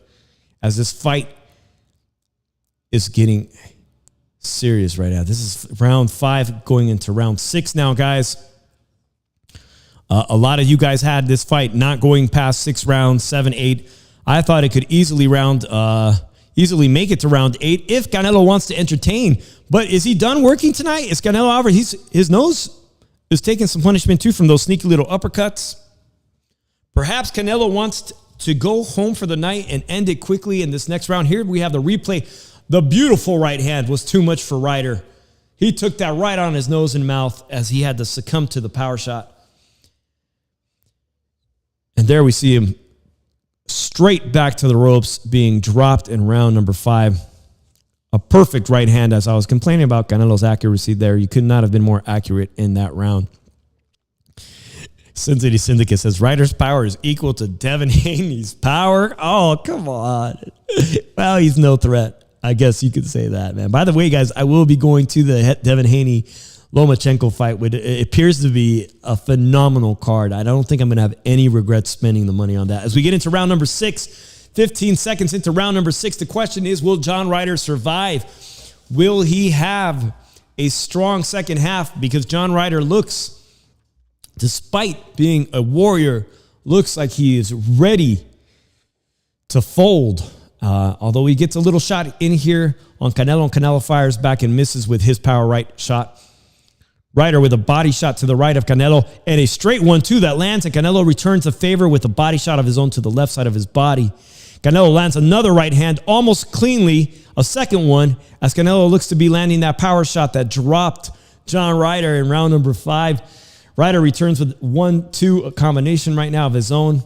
Canelo missing with that uppercut, not flush, as the two guys engage in a clinch here. 1 minute into round 6, Ryder with a right hand to the body, then upstairs, followed by a left to the body. Canelo fires a right hand and hits him again flush, and Ryder is in trouble. Ryder's in trouble again as he is clinching Canelo. His legs are not the best underneath him. If you bet $100 and he gets dropped right here in the 6, you may be the winner of $40. Canelo looks irritated now as they are both working out of the clinch. The referee pulls them apart as they resume the action. Canelo comes back with a right hand and a left hook Ryder still trying with this very nice right-left combination coming from the southpaw stance. Ryder landing the jab. He's in this fight, guys. He's fighting back. He just landed a beautiful left uppercut to Canelo's face. But Canelo not concerned or not too worried about Ryder's power as he just lands another beautiful right hand to Ryder's face and a body shot. And now Ryder's taking 4. He's taking 4 punches to the head, almost flush. 45 seconds left in round 6 as Ryder tries to work his way to the middle of the ring just to get some breathing space from Canelo as Canelo mounts the pressure. Canelo landing 2 jabs followed by a right hand. Ryder's fighting back, guys, but some of you pointed out there's not much power on his shot. And he just took a body shot by Canelo that looked to bother him to the sternum. He's breathing very heavy. John Ryder is breathing heavy. Canelo with a little bit of blood coming out of his own nose as he has taken some uppercuts from Ryder and some left 1-2s. Canelo's having fun in there now, guys. Looks like he's fighting an old Gennady Golovkin. Ryder's nose looks like hamburger meat. He somehow survives the 6th round. Somehow survives. How do you guys have this fight?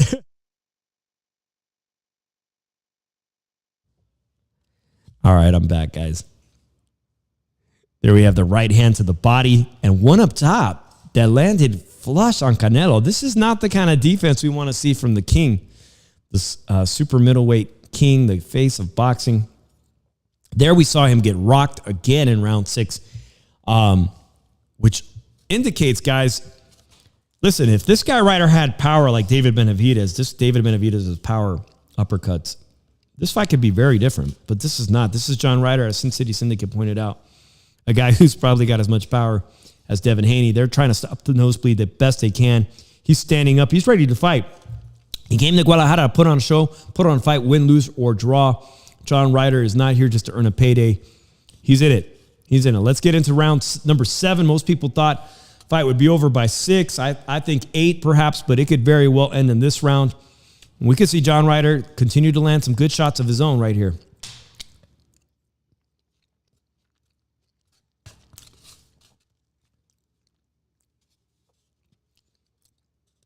John Ryder doing seemingly well to start off the round as he works his jab. And Canelo looks to be countering him from that peekaboo stance with his right hand. The right hand that has done a lot of damage. He has pointed out his nose looks like hamburger meat. A nice little jab from Canelo as Ryder looks to land that 1-2 right back in return.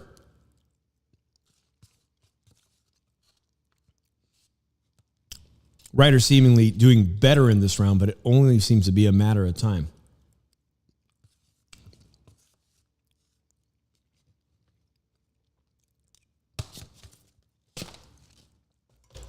Your boy Dave from the 408 had to finish that carnitas taco I had earlier, man. All right. The guy's engaging in a clinch right now as we're down to 1 minute and 46 seconds of round number 7. And Ryder's nose has already begun to bleed profusely again. They cannot seem to be containing either what's most likely a broken nose as Canelo lands a vicious right uppercut and Ryder fires back with 4 punches. He's really trying his best in here as Canelo lands a 1-2. Canelo seemingly knowing at any moment he can potentially hurt him if he lands the perfect right hand, as Ryder's nose is a perfect place to land that power shot that dropped him in round number 5. The stats say 218 by Canelo, 203, which looks competitive, but the heavier shots all being landed by Canelo, who's landing at a 37% connect advantage to Ryder's 20. And right now, that face is being covered in blood. Starting to look a bit like a horror movie. Guys, do only men wear sunglasses in the audience? Because I'm starting to notice that there's women wearing sunglasses in the audience too. What is up with that? I wear my stunner glasses at night. Canelo's face is battered in blood too. I don't know if it's coming from squirting from the nose of John Ryder, but there is noticeably blood on Canelo's face, which could also be bleeding as John Ryder lands 2 shots to Canelo's face. Right now, I'm going to imagine that David Benavidez is watching this fight and is going to be releasing some statements on social media. A fight that he is still going to actively be chasing. Former two-time WBC super middleweight champion. If I'm David Benavidez right now, I'm getting ready to fire off some tweets, some Instagram posts, some TikTok. This fight for David Benavidez does not look impossible, as Canelo appears to be aging a little bit, or perhaps he cannot throw with full power from that surgically repaired wrist. There we see in the replay that he had missed with that uppercut. John Ryder surviving, making it now into the 8th round. There's blood. The blood is apparently on the glove of Canelo as he hits John Ryder in the face. He gets blood all over. That body shot that landed by Canelo seemed to put a lot of blood on John Ryder's midsection. All right, it's the 8th round. This is where I thought Canelo would end this fight. Southpaws give Cinnamon a lot of problems, which is true. Arislan de Lara gave Canelo Alvarez one of his best fights, a fight that was very difficult for him stylistically. And not only that fighter, but Bubu Andrade, some revered as a very top world champion southpaw with slick style. Also someone that could not get a fight or an opportunity with Canelo Alvarez. And we can only speculate if that's because he doesn't enjoy fighting southpaws. And right here, Canelo looks visibly frustrated, perhaps wanting to end this night now. And John Ryder's still here after being dropped in the 5th round, landing that uppercut right now as John Ryder fires back and is giving Canelo good work in round number 8 as the nose begins to bleed just 30 seconds into round 8. Ryder's nose is bleeding. It's getting busted up now, guys. This is the round I thought where Canelo could potentially end this fight, but John Ryder's not going away. Pushing Canelo, and John Ryder hanging in there as he pivots out of the way. Canelo trying to fire back with a power shot. That uppercut right there from Canelo looked to be a bit sloppy. John Ryder in the pocket, right in the pocket with Canelo, as they both try to work out of a clinch right now. Referee is separating them.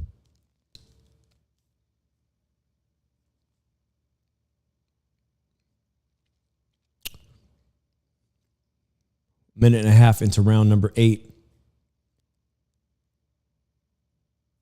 Canelo Alvarez working off that jab as John Ryder fires 2 shots to the body, followed by that sneaky uppercut he's had success with. Canelo Alvarez lands with the right hand. That right hand, at times, not seeming to be thrown with full velocity or power. Other times, flooring him in round number 5 as John Ryder continuously working, and he's really ramped up his offensive output in this round. John Ryder doing well in spurts like that, landing his jab.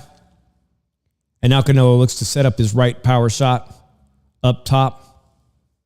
This is a round where John Ryder could potentially be finally stealing a round in round number 8.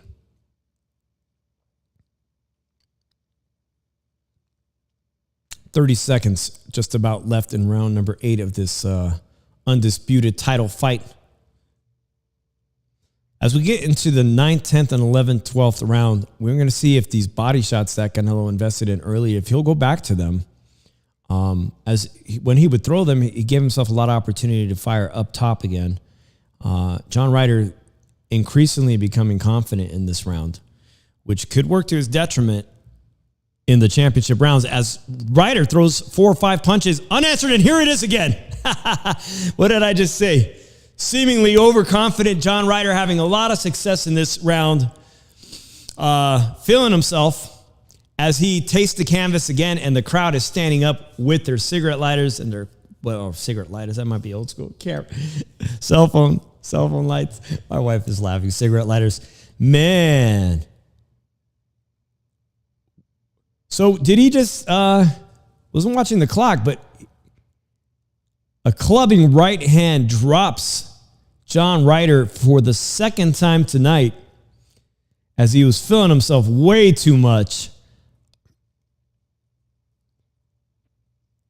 A 3-punch combination drops John Ryder, continues to say, I'm not going away. Not going away. My chat died. Either I'm all alone here or my chat died. You guys are all interested in watching this fight, but I'll continue to. Ron B, round 9, number 9. Ron B, shout out to you for joining us. That's right. It's round number 9 for Canelo and John Ryder. Now, the second time he's been dropped. This could be the last round for John Ryder, who's now tasted the canvas twice, who does not seem to be taking that power right hand from Canelo Alvarez well. Canelo looks to be giving an earnest effort to ending this fight as quickly as possible. Perhaps not his best performance, as he's taken many punches of his own. But this pesky little John Ryder, who came all the way from the UK, did not come to fold and just earn a paycheck. He's here and he's fighting in spurts and having success. How much longer he can take these devastating right-hand power shots by Canelo is up to him, as Canelo looks to just be waiting to set up that right hand that is having a lot of success. All right, as we're 2 minutes into round number 9, just shy of the championship rounds, a moral victory for John Ryder, as many people didn't think he'd be here in the 9th round. And after being dropped twice, he's still up on his feet, guys, as Canelo throws a very nice right hand, but not connecting perfectly, and followed up by a Canelo left hand jab. Let's go. This fight is going to get fired. Yeah, we're in the 9th round, and I think we can all sense him wanting to put on a show and finish this fight for his hometown audience of Guadalajara, Jalisco. A fight that people were watching by the millions internationally. This looks like a very fatigued Canelo Alvarez, guys. Could be a very disappointing performance for a lot of his ardent fans. As Canelo lands, as I just say that, he lands a beautiful right hand to John Ryder, as John Ryder is now very comfortably sitting there in the pocket with only 1 minute and 10 seconds left into round number 9. Canelo Alvarez has him close to the ropes, which has not been a good place for John Ryder to be. Now both gentlemen engage in the clinch as the referee warns John Ryder not to headbutt Canelo. Both of them in the center of the ring now, as John Ryder tries to unsuccessfully land the uppercut he had success with earlier in the night. Canelo Alvarez throws that right to the body of Ryder, as Ryder trying to work off. Oh, and here it is, guys. He's landed 4 punches. Now Ryder's up with 30 seconds left on wobbly, shaky legs as he fires back at Canelo. And he is up against the ropes. His legs are not underneath him. The crowd is starting to stand on their feet as they sense that potentially Canelo can land something big here and put him away in the 9th round. 20 seconds left. Maybe I am on a time delay, but John Ryder is bloodied and fighting back in round number 9. And he fires back and lands some nice shots of his own to Canelo, who seems to be taking some serious punishment from John Ryder. Not the kind of fight we expected. And now it's round number 9. Guys, I may be on a time delay. Everybody's streams are different. These are international. I'm watching it. Romby said end of round number 9. I may be seconds behind. Romby says, I think I am ahead of you. And while I'm getting a perfect pay-per-view signal, Romby may be calling this, if you're watching, stay on here, you may be calling the KO faster than I can, although we can all sense that it's imminent. The stoppage is imminent, perhaps in round number 10 as we get into the 10th championship round. John Ryder should not be giving Canelo Alvarez this kind of trouble. Should not. Canelo is mouth breathing in the corner. The crowd is on their feet as John Ryder told them at the end of that round, let's go, let's freaking go. John Ryder putting up and making a great account of his own self, whether or not he's been dropped twice, whether or not he makes it to the final bell. They're putting on a great showcase, a great show here in Canelo Alvarez's hometown of Guadalajara, Jalisco. Round 10 underway. I'll keep my eye on the chat as I got my head pivoted here at the big screen at home, my new home in Las Vegas. The two guys are now in a clinch, and the referee breaks up the clinch. We can all feel that Canelo Alvarez is frustrated and ready to end this. taking more punishment than he's wanted to. And when he lands that right hand, it seems to bother the shit out of John Ryder and put him on wobbly legs. But in the meantime, John Ryder continues to have success with little pot shot jabs, sequences, little short combinations to the body and up top, and still trying to land that pesky little uppercut as he fires back. Canelo taking shots right back. When he lands punches on John Ryder, he seemed to be taking them back now in return. So perhaps Canelo not too concerned, but not looking great. Sin City Syndicate says Canelo is rot the professional that not the professional he was 5 years ago. At 32 years of age, we now are going to be questioning whether or not his prime has come and gone after this fight. But we could still see a potential KO finish here in a fight that many of us are going to be debating in the next few days if it was too hard of a fight for someone of John Ryder's skill level. John Ryder is still having success in round number 10 as he looks for openings to land his own heavy power shots, landing a nice little pesky jab to the body of Canelo Alvarez as Canelo misses with his patented 1-2 right upstairs, does not land flush. And one lands right now to the mouth of John Ryder, but not hurting John Ryder as John Ryder engages him. One thing for sure I'll say about this man, John Ryder has not been excessively holding at all tonight. Sin City Syndicate, Little Penny tells him Canelo's been spending too much time on the golf course. Ah, man, I will be curious how my peers grade Canelo's performance tonight. But again, guys, it doesn't seem to be in serious jeopardy or trouble as John Ryder is not a major puncher and he's well behind on the scorecards. 2 knockdowns now. Very hard to argue that Ryder has won more than one round, if not 2, as Canelo fires a right hand that John Ryder takes very well. And they trade jabs there as we come to the end of round number 10. I am seemingly shocked that John Ryder is still standing up here. And there's going to be increasing pressure now as we go into round 11 of the championship rounds for Canelo Alvarez to now say enough is enough. I'm here in my hometown of Guadalajara, and you guys have come for a knockout. And I should not let John Ryder survive all 12 rounds. This is something that in the past we've seen Canelo Alvarez when he was on his tremendous peak KO streak up until recently against Caleb Plant.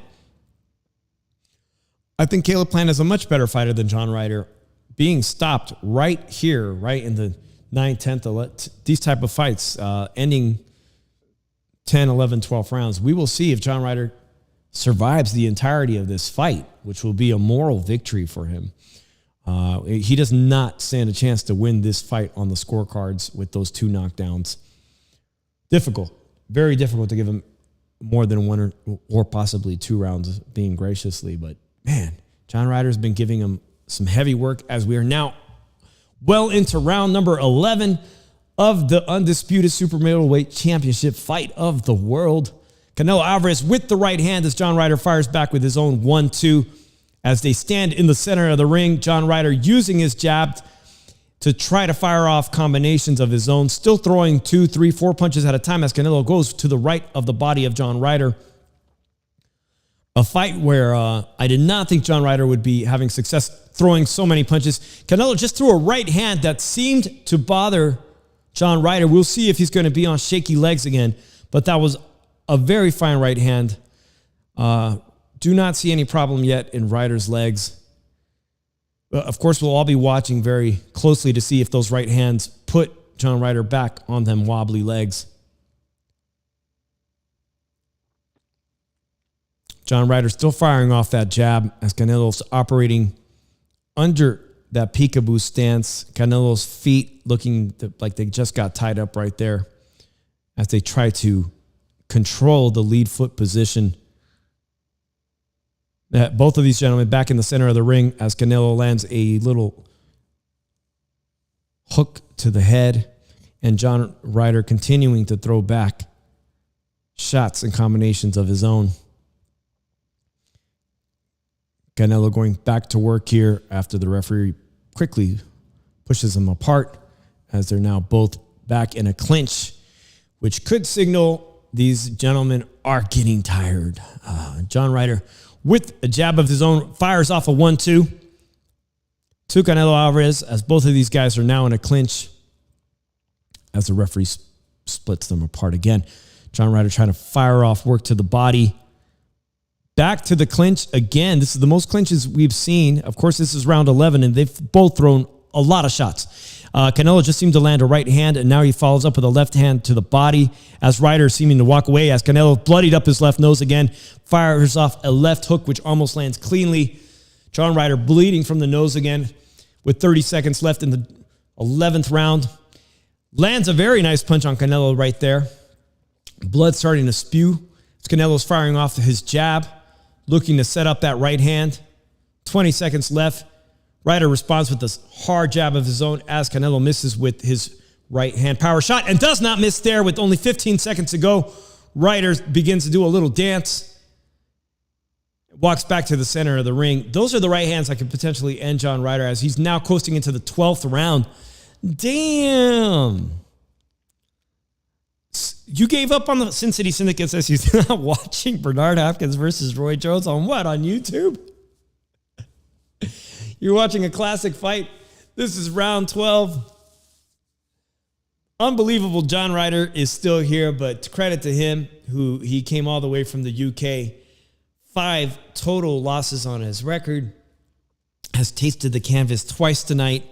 Has had tremendous success in spots against Canelo Alvarez, though seemingly losing almost every round. We will be debating whether or not we should all start debating whether or not Canelo's on the decline after this fight. Again, this is the 12th and final round. He's in his hometown. Tremendous pressure for him to put away John Ryder, but John Ryder is as pesky as can be. He is not a quitter. He's here to fight. He's standing up, and he's ready to go. Here we go, guys. Round number 12, the final bell. They shake. And round number 12 is underway in Guadalajara. We have John Ryder starting off with a 3-punch combination as he goes back and works off another 4-punch combination. As Canelo lands that right hand at 1-2, and they now are both in the clinch. As they are separated now, working their way back to the center of the ring, Ryder lands a right hand on Canelo, followed by a lead right hook as they are now both in the clinch. A very, very gas-looking Canelo, but looking to finish business as both of these guys are fighting out of the clinch.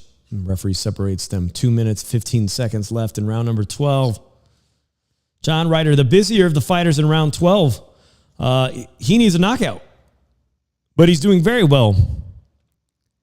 Little Penny says, I think Canelo's priority now is his family, businesses, and golf. A lot of references to how much time he spends with golf. Many people advocating that he actually should be looking at playing golf professionally, that he's that good. I myself have never seen him play, but I know Canelo was in California at Pebble Beach as they shake their mitts and say, let's go, let's go, let's go. Ryder doing the better of the work as Canelo lands the right hand. All right, both of these guys in the clinch here. Canelo with the jab. Ryder right in there with him in the pocket, toe to toe. Looking to set something up. Don't know what Ryder's looking to set up. He can get 2 or 3 punches off, but they're seemingly not going to hurt Canelo as Canelo's operating from that peekaboo. Ryder lands a left to the right, up top. Canelo says, let's go. Bring it. As round 12 has less than 1 minute to go, John Ryder lands that sneaky left uppercut and a right hand, and Canelo looks gassed. There's not much on his power shots, guys. As I look at the crowd reaction, they look to be very, very quiet.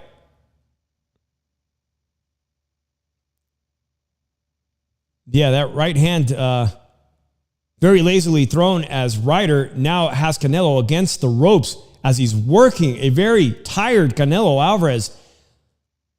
This is not what I was expecting to see in the final round. Canelo on wobbly legs of his own. Got to argue, is Canelo fatigued, gassed, or hurt? Canelo's legs seem to be stumbling in the last 10 seconds of the 12th round. As this fight's going to get over, some of you might be ahead. This fight looks just about to be over. The fight is over. That was it. I think my phone lines are still open, guys. Ryder came on very strong, says Ron B. Absolutely, as they both put on quite a performance. Some very strong finish from John Ryder, who did not come to fold. Canelo goes to the corner. A lot of Canelo's power shots in round 12 just were not landing flush. He was banking on landing his heavy right hand. I'm going to open up the phone lines again as we wait these scorecards. How'd you guys have it? Sin City Syndicate says Canelo looked incredibly vulnerable. Maybe I added the word incredible. He looked downright beatable by somebody coming off a very strong performance just a few weeks ago at David Benavidez. As I pointed out, man, I'm going to be watching closely to what PBC fighter David Benavidez, La Bandera Roja, has to say following this fight on social media. Because Canelo at 32 and at this performance that he just put on tonight looks very beatable. And we'll have to see what Canelo offers up. He's not the kind of guy to give excuses, okay? Not a classic Canelo performance, but he did drop them. And I appreciate, by the way, guys, I appreciate those likes. Not too many likes on this, but I know there's not too many people watching you. You could be chilling with your family. I appreciate you guys. Appreciate you guys being here. The phone line's open. Let me drop this link again if you guys want to come in here as we wait for the scorecard.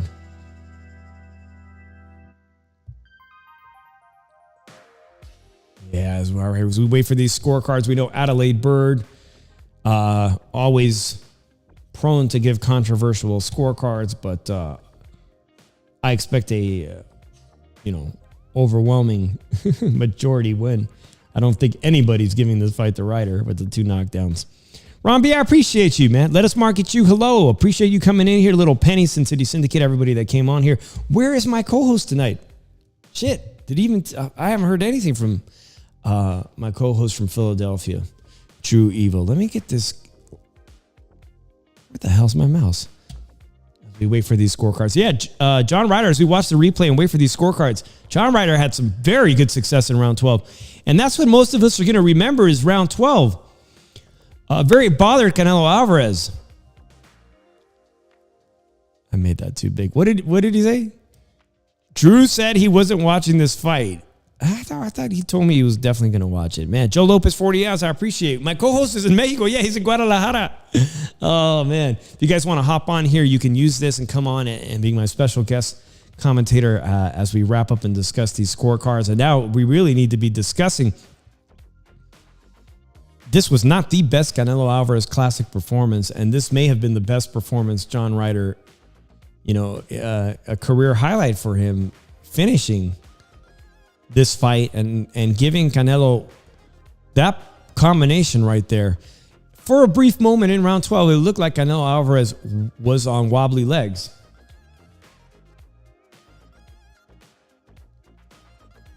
Landing a nice flush body shot. Those right hands not seeming to be effective in round number 12.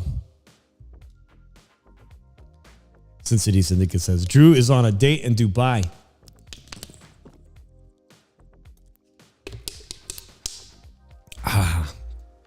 Finally had some water here. I can't put the audio up. I'm awaiting these scorecards too. David Diamante is going to read them off. It's a no-brainer, guys. It's a win. It's a win for Canelo with 2 knockdowns. If you guys want to put these scorecards in the chat for me, based on our commentary, Canelo won 10-2, but then there was the 2 knockdowns. And I was not writing down the score, but those 2 knockdowns are going to be 2 10-8 rounds. They should all be for Canelo Alvarez, but put them down in here because I want to see if anybody actually gave rounds to John Ryder. I don't see, something crazy happening like Ryder getting 4 or 5 rounds. Winner by unanimous decision. Of course, unanimous decision. Canelo Alvarez retains all 468-pound titles as fireworks appear over the beautiful stadium in Jalisco, Guadalajara, Jalisco. A spectacle tonight. But was it the performance we anticipated from Canelo Alvarez? No rounds to John, says Ron B. Thank you, Ron. I was thinking if I could generously give him 1 and maybe even the 12th round. Was it Little Penny? You had it 10-2. I think I could credibly give John Ryder the 12th and final round and maybe one of the early rounds, but those 2 knockdowns, no chance in hell. So now we're going to wait and see what Canelo says. Please let me know in the chat if he calls out anybody, if he's avoiding who he, generally Canelo doesn't need to call out anybody. He's the face of boxing and he'll remain the face of boxing with this win, although not his best performance. Ron B says, I was thinking the same one, round in 12. Yes, round number 1 was kind of a swing round, Ron.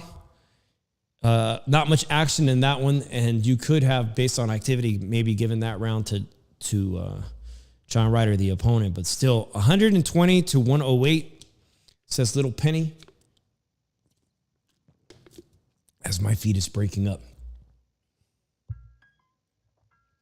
Saturday night, Cinco de Mayo weekend. They go now to the commentators, guys.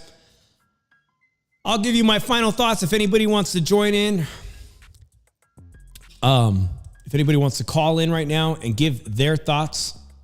Hopefully my phone line is working. If not, I will put the link for the podcast one more time in here, and you could join me via video chat. In the chat there, you just click on that link, copy and paste it, and give me your final thoughts on this, guys. Obviously, we just, fresh in our memory, my boy Little Penny is back. Little Penny, thank you for doing an awesome job as my co-host tonight. What are your takeaways from this Canelo Alvarez performance? A performance where he dropped the guy twice, but yet there's a lot to fault. The face of boxing. I don't know, man. What were the official scores, Shushan? I couldn't hear it. If somebody wants to point them out, I'll have to go on Twitter and look for the scorecards. It seems people said that he didn't win 1 round. He wasn't awarded even 1 round. In a very gutsy John Ryder performance, right? Yeah, he is a good opponent. But I would have expected Canelo to, based on his experience and his talent, I would have thought he would have knocked them out in the middle rounds. But I don't know. Maybe Canelo's on the downside of his career now. And you nailed it. And that's what we're all going to be debating in the next few days, as all the best YouTube boxing podcasts and professional media will be debating this. And some of these writers and columnists that I look forward to reading every week, they're going to have to, debate this issue. Are we seeing now the decline at 32 years old? Have we seen the best of Canelo Alvarez? Because I didn't anticipate it. Neither did the Las Vegas bookmakers anticipate John Ryder making it to the decision, with the exception of Gail Falkenthal, who's been on the Shoeshine West Coast correspondent, lead editor for NY Fights. If I go back and read her today, I remember her saying, don't be surprised if John Ryder makes it to the final bell. And I'm scratching my head going, Gail, come on, Gail, you wrote that. And you know what? Credit to Gail Falkenthal. Over at nyfights.com. She nailed it. So we'll try on Monday to get Gail. I didn't think he'd make it this far. I honestly thought maybe an 8th round stoppage. Little Penny, I'm wondering the same thing. Have we seen the best of Canelo Alvarez? And are we seeing younger fighters like David Benavidez, who just performed a couple of weeks ago? Canelo stopped Caleb Plant just recently. Which one of these guys did it better? Who looks fresher? Who looks like they're peaking right now, though? Within within just this past month, it looks like David Benavidez is only at the beginning to peak at his prime physical peak of his career. So I know a lot of people were thinking, if Canelo's going to fight the bandera roja, he better do it now. What do you think? Yeah. Fight him now? Yeah, I agree. Because actually, that fight now with Benavidez is actually interesting now. Because, look, everyone thought that Canelo was going to outbox him. But now that Canelo is slowing down a little bit, that fight is really exciting now, right? Not only is that fight very exciting, but, you know, a throwback to, we were talking about Gail Falkenthal, who on our last show, which was about a month ago, not my last show, but the last time she was on the Shoe Shine, she let us know that there was inklings going on that Dimitri Bivol, who outclassed Canelo Alvarez last Cinco de Mayo, not this one, but the last one, outclassed him, wants to come down to 168 and has made it known that he wants that rematch now for all of Canelo's belts, which to Canelo said last week, I only have one interest, it's the same terms, the rematch on the same terms. I see an even worse ass whooping the second time around at 175. Yeah. At 175, right. Based on his performance tonight, why not abandon? Why not abandon the thought of fighting Bivol for now? Maybe look elsewhere. Shusha, maybe Canelo, because it's in Mexico and Ryder is not a good opponent, maybe he didn't take him that seriously. Like, you know, but he'll get up for the Benavidez fight for sure. Like, and Bivol too, because he knows that those two can beat him, especially Bivol. I don't know. That could be it too. You know, like some boxers they take night offs. Maybe Canelo didn't take him seriously enough. You bring up a fantastic point. You would think, though, being the face of boxing, that every camp is treated the exact same way, but that's not how human beings operate. And boxers, even the most elite, top of the game, you know, it's expected that not every camp is going to be of equal value. And maybe you're right. Maybe he did not take this camp as serious or as focused, or felt that he did not need to put that much work into it, that even a 70% Canelo beats John Ryder. 70%, 80% effort will beat and get the job done. But it's so important now as we debate the face of boxing with this performance Gervonta Tank Davis did, dismantling this prospect, you know, that was heavily touted in Ryan Garcia. And now we're debating in America who is the lead in the face of boxing. A performance like that really cements the argument that Gervonta Tank Davis has, that he's going to overtake the sport of boxing. So I don't like the idea of him fighting Dimitri Bivol September 16th, which is an actual Mexican holiday. That one's actually a Mexican holiday, Mexican Independence Day. I don't like that fight at all. I don't know. Based on this performance, I don't know. I'll be waiting to hear, as he's being interviewed right now, what was going on in the days to come, if this was not his best performance because his camp wasn't, a traditional camp, a short camp. Was it the wrist? Was it the surgically repaired wrist that he really couldn't put all his power into his shots? Also, I'm guessing Canelo probably had to do a lot of media work because it's in Guadalajara. Like, you know, that takes up a lot of his time. There's probably lots of other, distractions. Because, you know, when you fight in your hometown, a lot of people would want time from you. So unlike, like, say, if he's in training in San Diego, he can probably spend more time in the gym. I'm not making excuses for Canelo, by the way. I do think Canelo's body has taken a lot because he's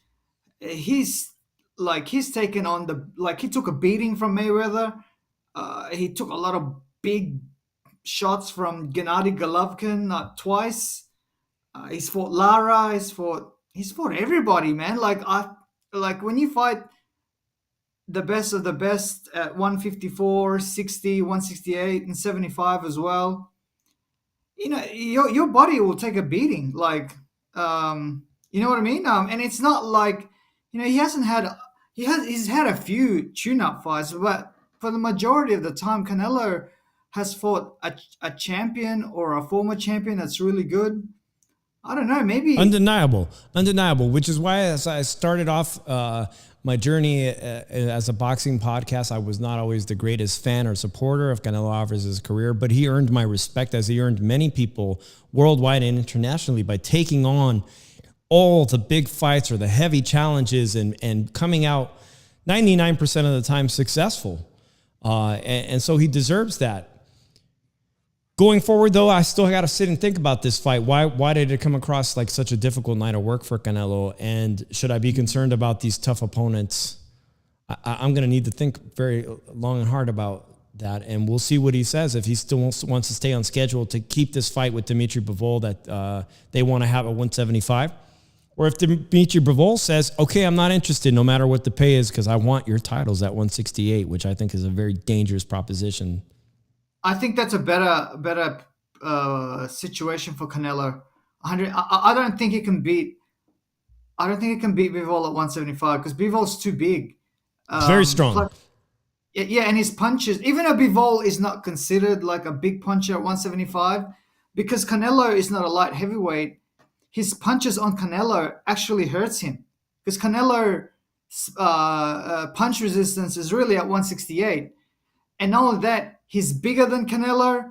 He's just as fast as Canelo. But at 168, it's a different story because Bivol's punches won't be as strong, and Bivol won't be as in terms of his legs, he won't be that strong either. So to me, I think it's fair because Canelo went up to his weight class and fought Bivol.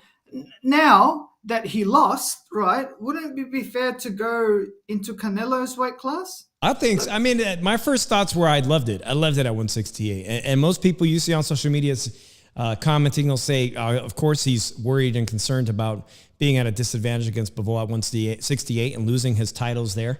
Canelo says, I want to challenge myself at the exact same weight class at 175. I said it to D-Style on Twitter. I welcome the fight at any weight class.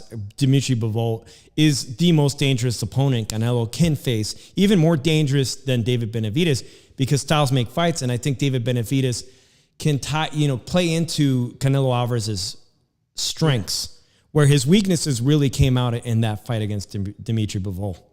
So David Benavidez is too flat-footed for Canelo. Hey, we found our co-host.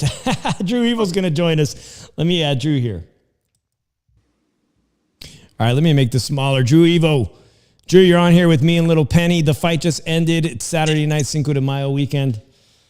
Let me give you the floor real quick, Drew. What were your thoughts on that performance we just saw? Ryder.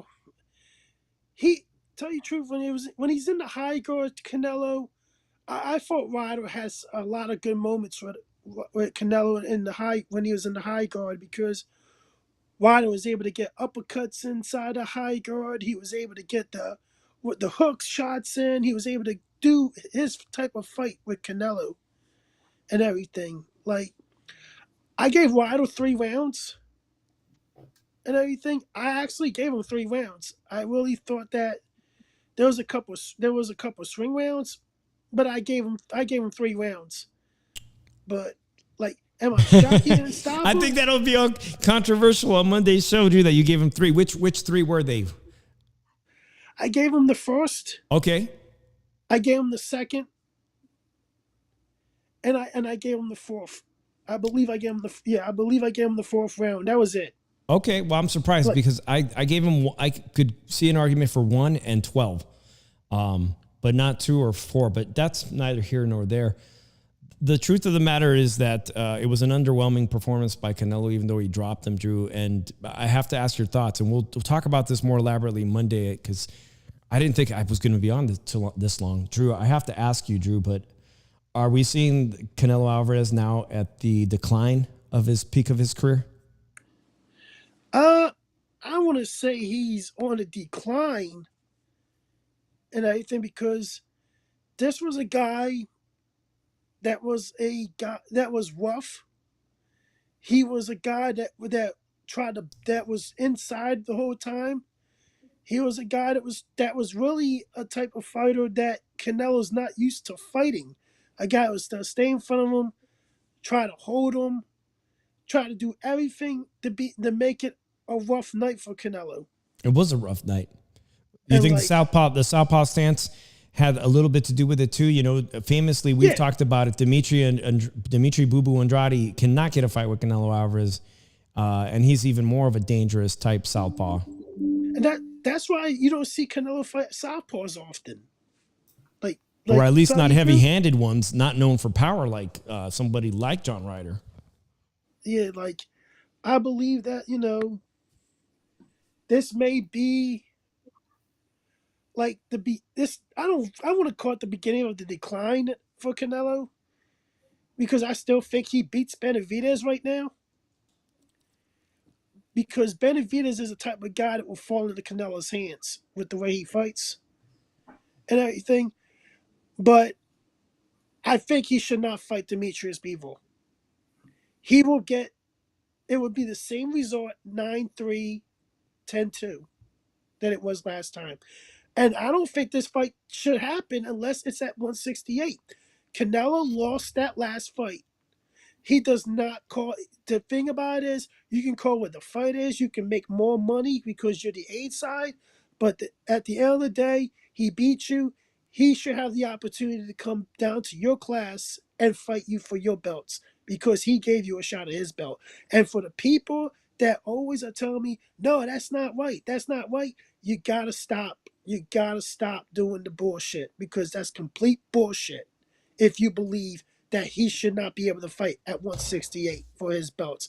And the thing about it is, Sunimov said if Canelo or for Petrov fight Bivol for the undisputed title, there was a chance that he will strip both Canelo and Petrov of the WBC titles and will not sanction that fight because of the Russian-Ukraine conflict, which I think is bullshit because Bivol actually lives in California.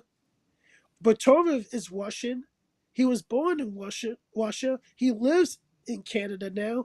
Bivol wasn't even born in Russia. He was born in Kazakhstan and everything. So this is more of corruption in boxing and taking it out on an athlete and everything. And a lot of those Russian athletes don't believe in this war that's happening between the Russians and the Ukrainians. But like I say this again, Canelo Alvarez beats David Benavidez now. Benavidez style falls right into Canelo, and I see Fight Doctor's comment. Fight Doctor, you said the stupid thing on in a Discord that you said you will think that Ryder could upset Canelo tonight and everything, man. Like I'm starting to think you're just a natural Canelo hater and anything negative. Like I'm not a big fan of Canelo, but I'm not to go to picking everybody against Canelo Alvarez and Well, everything but just but say Drew, I'm a hardcore Drew, hater. I don't think Canelo can KO Benavidez though. I do think Canelo will win by decision. I think he outboxes him, but I don't think he will KO Benavidez or anything. Has Benavidez he would get? have to. You go, Here's Drew. the issue.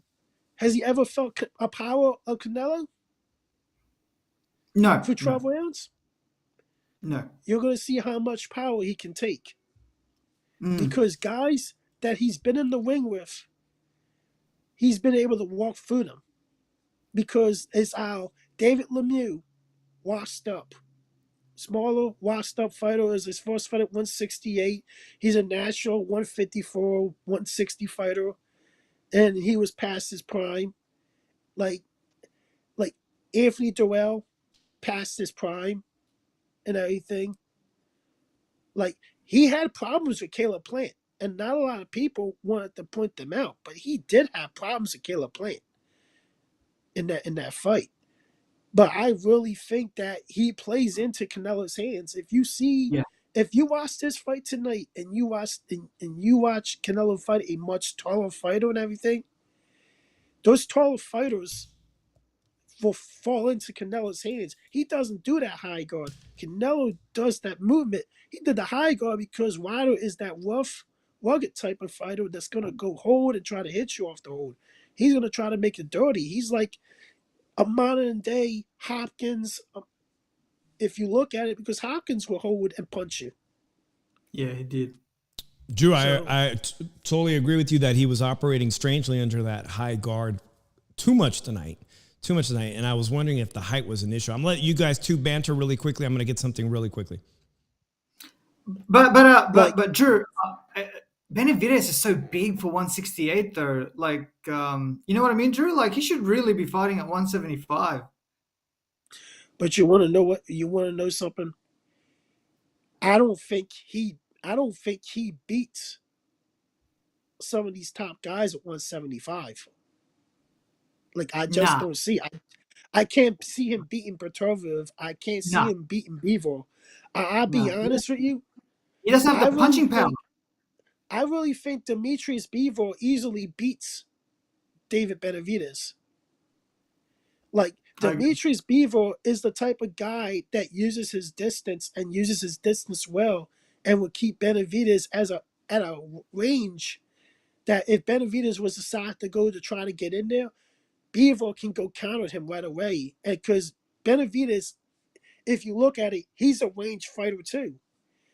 He don't he can get easily clipped because Beaver would just punch with him and get hit. Yeah. Like, but Torvov is a guy, he'll figure Benavidez out and he'll just go in there and just dominate. Like, it only it's gonna take Petrov like maybe 1 or 2 rounds to figure out what's he in there with. Mm. Yeah, So Benavidez would have to beat Benavidez to beat Canelo would have to rely on his volume. He'd had to land he would have to land them and land them often. But I don't know if he's got the stamina to do it for 12 rounds. I think Canelo is a good enough counterpuncher to beat Benavidez at 168. here's the thing: Benavidez Canelo is the type of body puncher that's going to test Benavidez's body. And I said this is how it was going to happen. I predict Canelo stops Benavidez, and I believe he stops him late because his main target for the first half of that fight is the body, and then after that, what happens when you get to the body a lot? Your breathing slows down, your stamina slows down, everything, and you want to try and protect your body. Then you're open in the head, and Canelo starts with the headshots now, and it's gonna go to a point that he's taking punishment. I believe Canelo's going to implement a game plan that will punish David Benavidez through 8 or 9 rounds and stop him. Like, I can see a late round stoppage because I just don't see Benavidez taking an onslaught like that from a hard puncher like Canelo for 12 rounds. I just don't see it. And from a commercial point of view, I think the Canelo Benavidez will probably do more pay-per-views than Canelo Bivol rematch. Because Yes, Benavidez he can talk. it's the fight everybody wants to see. That's why it's going to do more numbers. Like I said the other day, this pay per view, because of all the DAZN issues with the Ryan Garcia Tank Davis fight, I doubt that fight did over 1 million. That Tank Davis fight, because people were getting charged multiple times by DAZN, and like I had people that I know people that got charged 6 times. So let's say if you add one household, if you times five by every household and everything, that gives you a good margin of how many buys you got off those 40 buys. So But I just Drew, you know when people compare it to like Canelo Plant that did 800,000 pay-per-view buys on Showtime, that was for North America only. The 1.2 million on Tank Davis is worldwide. So it's not fair. It's not a fair comparison. It's not apples for apples. And you might be right. It might have made charging people 6 times. I don't know how many people that did that. So it could really the number could be lower, really, if you think about it from a household point of view. I look at it like this. I kind of think at most this fight did between 6 or 700,000, legitimately. Like, but I really look at it like this. If people are coming to tell me that Tank Davis is the face of boxing, look at it like this. Before that fight, Tank Davis in his 5 pay-per-view appearances was averaging 200,000 pay-per-view buys. That's all. And he needed a Ryan Garcia to achieve a number when Canelo did 800, did millions, did over a million a couple times, but did 800K with a little known Caleb Plant in North America, like you said. So I really, people miss the mindset of face of boxing comparison and don't realize that when you're the cash cow, you're the face of boxing regardless. Like everybody knows that you're the payday because you're gonna make at least if you're gonna get at least 5 million fighting Canelo. Why if people fight Tank, they're making no more if than like maybe the upper 100,000s to close to a million, depending on the fighter and everything. The Canelo sweepstakes, Drew. Caleb Plant just recently got 10 million. I'm telling you, he's still living very, very fat. He didn't have to take such a dangerous fight against David Benavidez, and he challenged himself to do so. And you're right. While Ryan Garcia negotiated a nice chunk of change out of that Gervonta Tank Davis pay-per-view, not everyone has. Like the Dominican fighter that just recently went from 130 to 135, he ain't living anywhere kind of fat. So you bring up a very valid point. So long as you were still the cash cow of boxing, you almost are entitled to call yourself, the face of boxing, so long as you're still the cash cow. Well, you know how much Hector Garcia made in that fight, right? You know how much he made for that fight, Hector Garcia. No, right? I don't. I know it wasn't much. He only made $300K. Yeesh. That's all he made. And Raleigh Romero.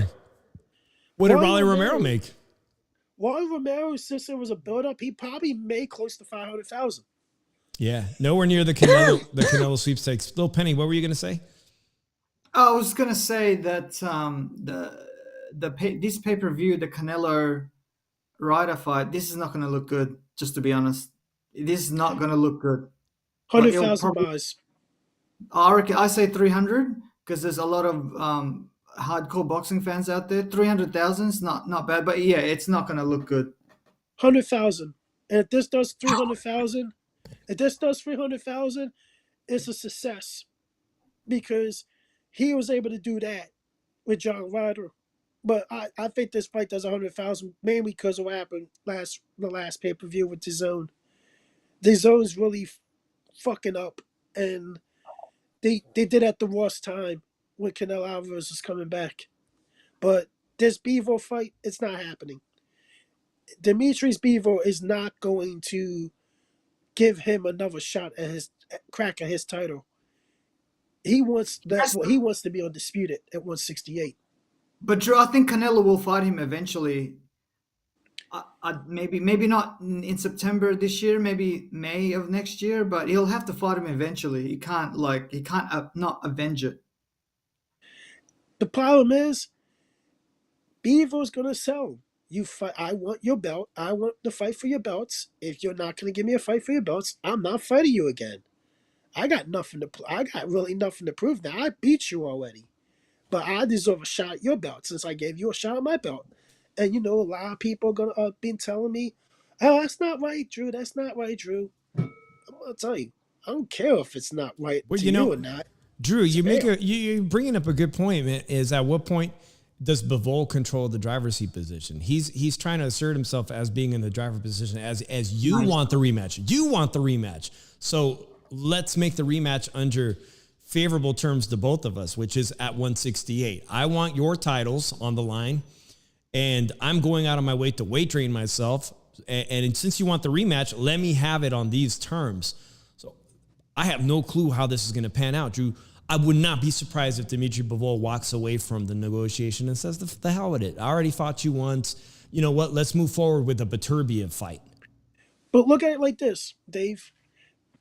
You got certain people saying that, they want people, they're going to say, did he rate train Bivol? He rate train Bivol. Shut up with that shit. Seriously. Well, he's asking for the fight at 168. I think people like other of our colleagues on YouTube are correct in saying that no matter what, Canelo does, there's always going to be hate on his side, and always there'll be a counter narrative. Whether now you're trying to weight drain Dimitri Bivol, despite Dimitri Bivol being the one volunteering to come down and weight.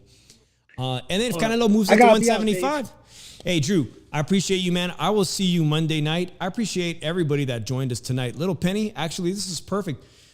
I thank you so much, man. I know you're a different time zone. You're a great asset to the Shoe Shine and all the wonderful YouTube boxing shows out there. It was a great night. Well, on Monday night and Sunday, I'll see you on Beeb's show, and we'll continue to this debate. But your final words, and let me give you an opportunity to have your final words on this fight. Final words. Next fight, I want to see Canelo Benavidez. I like that fight. I think Canelo will win that fight. I think that fight will prove to everyone that Canelo is still the face of boxing, because I do think that fight will do 1.2 million pay-per-view buys myself, actually. Canelo Benavidez. But if he takes the rematch with Bivol, I'm not going to complain. That fight will do okay. I don't think it'll reach 1 million, obviously. Probably 600,000-700,000, because Canelo wants to challenge himself. So I don't mind either way. But I do, now that I've heard this from your commentary, this fight against Ryder. I don't know. Maybe I want to see, because I actually wanted to see that Bivol rematch, but now I probably would want the Benavidez fight now, because Canelo probably needs to, with his shoulder injury, probably needs. I don't think he can beat Bivol right now. Maybe he needs a confidence builder with Benavidez. That's funny you say that, because I see that as an equally difficult fight in David Benavidez. But if you let that fight marinate, David Benavidez will only continue to improve and get better. And I'm actually going to say I agree with you. I would like to see the fight sooner than later, and Mexican Independence Day is a fantastic weekend. Canelo loves the fight. He said he's willing to fight in Las Vegas. David Benavidez brought his record crowd for the first time, brought the most amount of people and most amount of interest in the city of Las Vegas. I think that's the fight to make next. We'll see how our colleagues out here in social media play it out and what they want to see. We'll see if Canelo says, nope, it's Dimitri Bivol or nothing in September or this year. I appreciate you. If he does that, Shushan, I'm not going to complain. I'll watch that fight because it is a challenging fight for him. In fact, everyone probably thinks that he will lose. Yeah, so very challenging. Both of them challenging fights. Hey, quick shout out to my homeboy Roy on YouTube. Roy, we need some of that Golden State Warriors magic. I found out the hard way just now how bad tonight's loss was, and I need some more of that magic. Make sure you follow my homeboy Roy on YouTube, who does great coverage out of the Bay Area. Shushan, who you got in that series? Lakers, Golden State Warriors? Oh, man, my heart's always with the Golden State Warriors, Dub Nation. But, they're tough opponents, man. These are two great West Coast teams. Lakers are looking good, man. AD seems like he's saved his health for the playoffs, because it definitely wasn't playing like this in the regular season. Right. The playoffs is always a whole different picture. So, Roy, yeah, man, let's bring that magic back to Golden State on the next game, man. I look forward to watching your live coverage from down there at the arena in San Francisco. Hey, thanks a lot so much for joining me tonight, buddy. I'll see you guys next Monday. We'll be back on our regular scheduled time with Drew at 7:30. I appreciate y'all, man. Everyone have a blessed night. Good night, everybody.